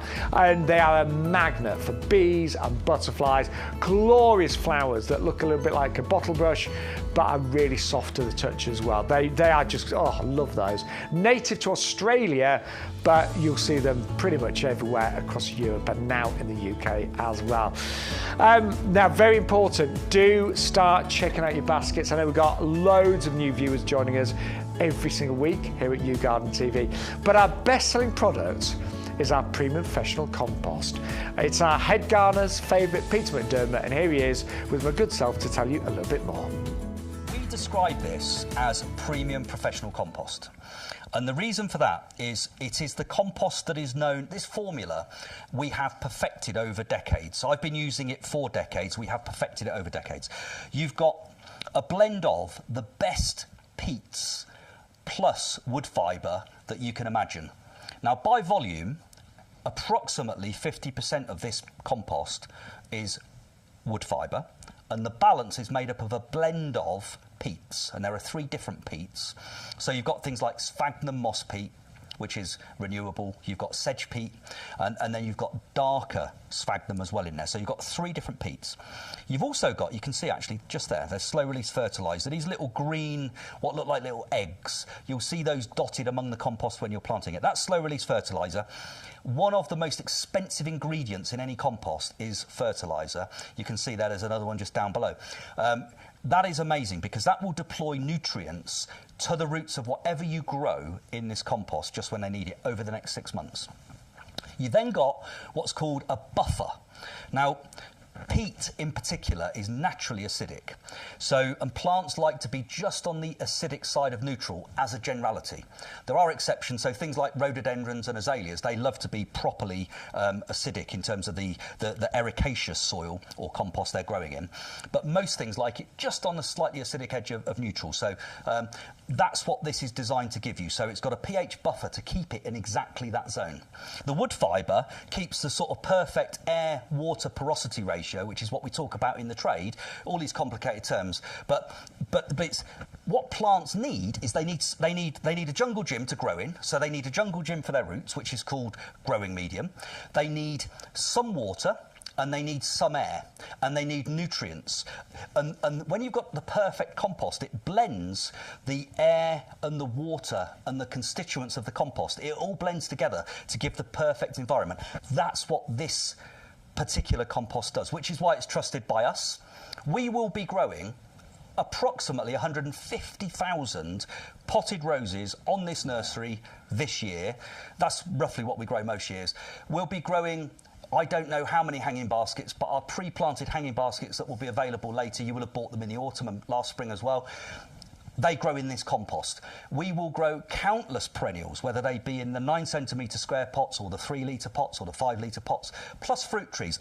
And this is the compost we use for all of those things. So we trust it, the trade trusts it, and actually based upon the well, literally hundreds and hundreds of thousands of bags of this particular compost that you've bought over the years, you definitely trust it as well. And, you know, and actually, peat is a thing. We need to think about peat. Not me. I happen to also be peat, but it's the peat that's in here that we're talking about. We can still use peat in our gardens right now, and actually the alternatives, generally speaking, are a bit iffy. So if you want to get the best results, in my view, use this particular compost for as long as you can. It's got 50% other material in it, which is the lowest level we could get to and still have a professional quality product for you and for ourselves. So we've been as eco-friendly as we can, and we jumped onto that particular that approach years and years and years ago. So this is the same formulation that we've had for at least the last 6 or 7 years, with 50% other material to bulk out the peat, and it still works better. So I would say this is, in my opinion, it's the only compost I use at home. It's the compost we use on the nursery. I can't recommend it highly enough. Yeah. Oh, that's a wonderful Peter there, head gardener. This is such a brilliant compost. What I will say, we are selling thousands of bags of compost at this time of the year. Stock up now. Free delivery, you will get your free gift, your gladiola, with every single order. But we have got an amazing price. So our MRP on that is £42.97. You got it today for £24.98. But it is the best compost that we've ever seen here at YouGarden. And that formulation has been perfected over many years. And you can bulk order. You can. Oh yeah, so I didn't even know this. If you're a landscaper or gardener like me, and you need a huge heap of it. Yeah, give us a call and we can arrange to deliver even a pallet, but you do need to give us a call for that. So give us a call, and if you do need a bulk order, we can actually arrange that for you. Now, just really quickly, I know loads of you are spending over £40 today. Obviously, if you get some compost, that takes your order well on its way to £40. But if you do, you'll get free postage and packaging. And what's your free gift, Adam? Oh, free gift is some amazing gladiolis. 10 fantastic gladiolis there, and we adore gladiolis, don't we, Sean? Because they give that late summer colour into autumn. Look at the spectacular range of colours you've got there as well. You know, these are dramatic. These are fantastic, make great cut flowers.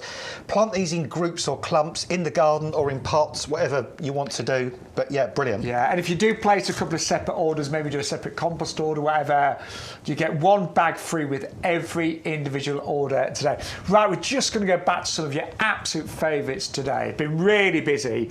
So we're going to start off with a choice here. White Dazzler won the Award of Garden Merit from, of course, the RHS. We often know this as the Mexican orange tree because, or orange blossom I should say, because it does smell very citrusy, doesn't it? Yeah, I mean, well, just in a nutshell, this is an evergreen plant, so it looks good all the year through. As Shaun said, it'll flower in the spring, it'll pop out flowers throughout the summer. It has another sort of time of flowering in the autumn. Fragrant flowers as well. It's hardy, it's got a lifetime guarantee, it's compact, it's not like the Choisia tonata that you might have grown that gets really big. This is probably, I mean, I've seen these grown in customers' gardens and generally they get to about knee to waist height, and that's about it. And it grows naturally very neat as well. Yeah. Really popular today. It's only $11.99, 511022. Then we have got our Telictrum Little Pinky. I fall in love with these. Yeah, I mean, this is an herbaceous perennial that will come up for 10, 20, 30 years. It's compact, only about sort of 40 to 60 centimetres. Beautiful early flowers on this as well. Lovely fern-like foliage after the flowers have gone. A super tough plant, grows in pretty much any soils, sun or dappled shade. Yeah, just brilliant. You'll adore this, honestly. And if you double, if you put two in your basket, you'll get two for £14.98. 561 161. It's what I love about the show, you know. Most plants that we've got here I know, but there's always a few that I don't. And love that one, Little Pinky. Now these ones I do know, Celosia. These are called the First Flame Mixed. And I grew these last year, and do you know what? I grew them because they were new. They're one of the new kind of additions to bedding plants in the UK. But they look really, really wonderfully colourful and Mediterranean. I mean, the colours are so... There's nothing half-hearted about these. These are full, really bold, bright colours. Yeah, they're right. They're shameless. They'll just do their thing. This is party time, Adam, isn't it? Yeah, they're sort of like can-can girls, like the plant equivalent of, they're Rio Carnival. They're kind of, they're... just festive and joyful and colourful and different and wow, and they love a sunny spot, of course. Yeah, sunny, well drained, great for pots, great for beds and borders.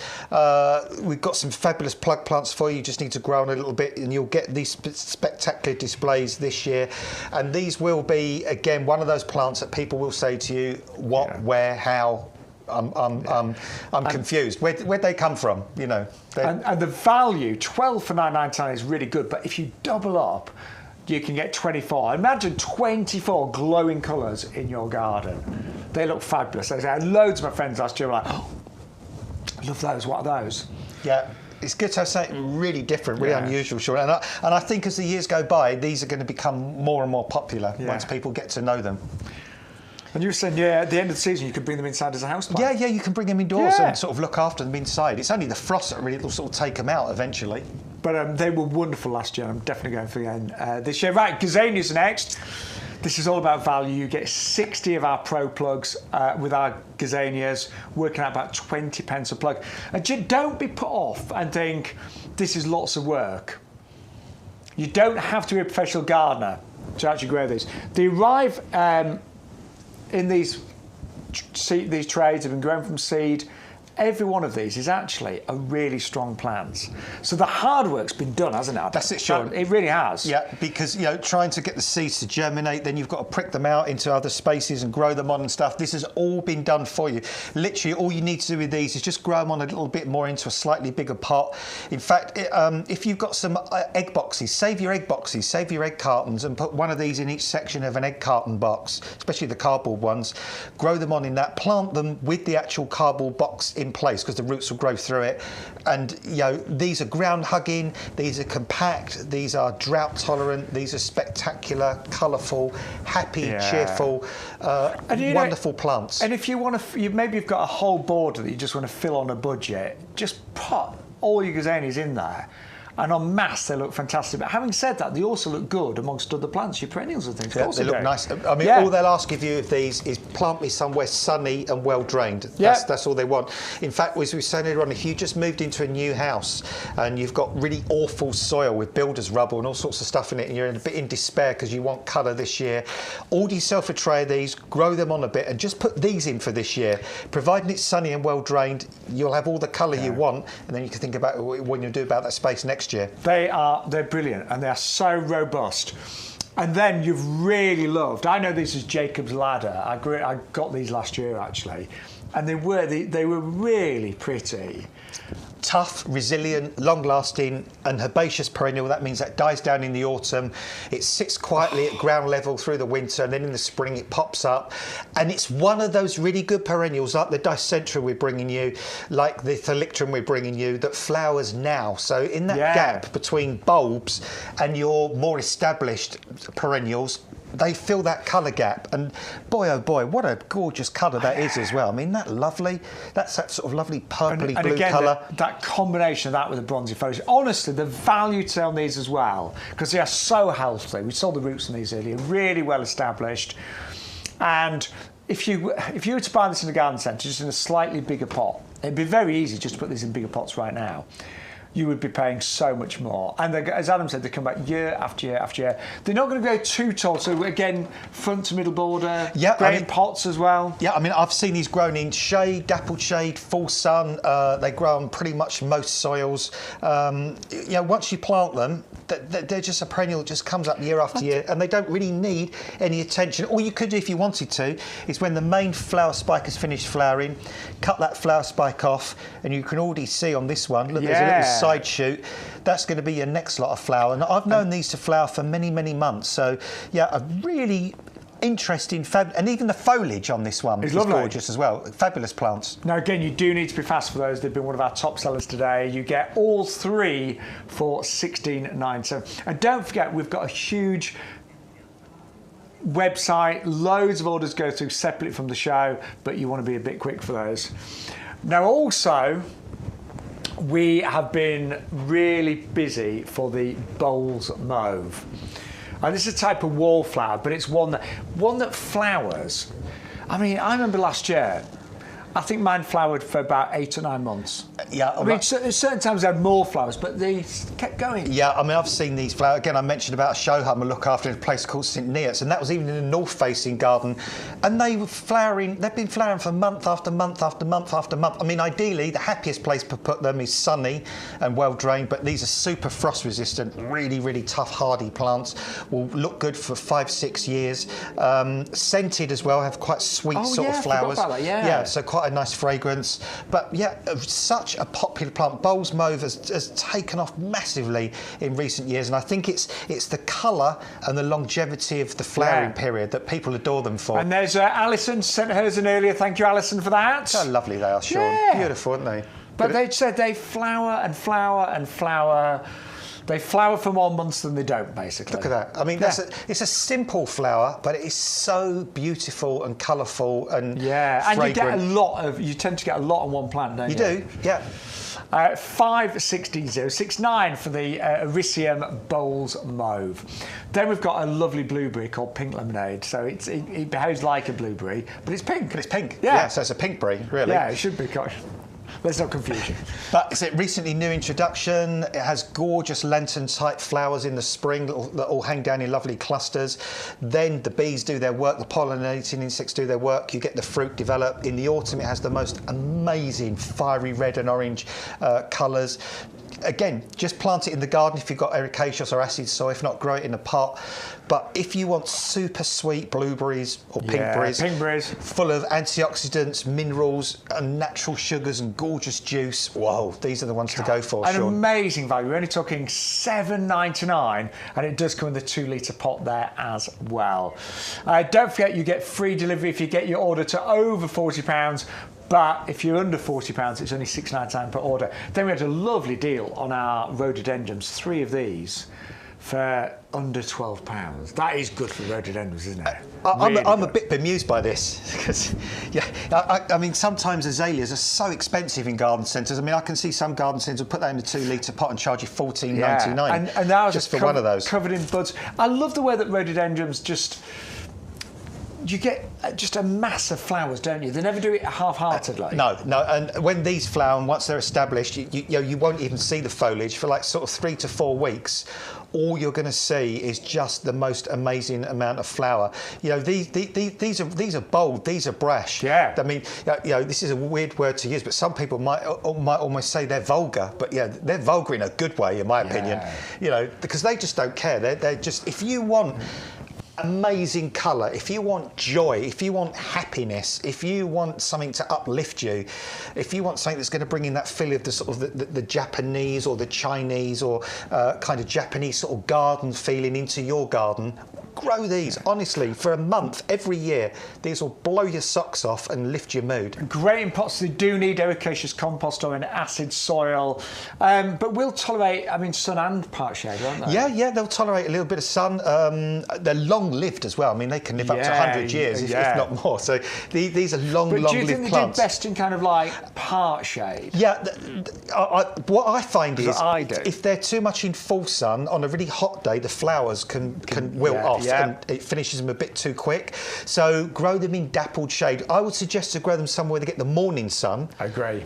But they get shade in the afternoon, and also they like a soil that is quite cool and damp at the root. So that's their ideal position. Because I did put a couple in a spot that got full afternoon sun and they didn't really like it. Think of edge of a woodland kind of conditions where you get a little bit of sun, where the soil is all humusy and cool and damp. That's the sort of position they like. Amazing value, 11.97 today, 510 804. Then look, if you haven't got these already, you do need to be super quick.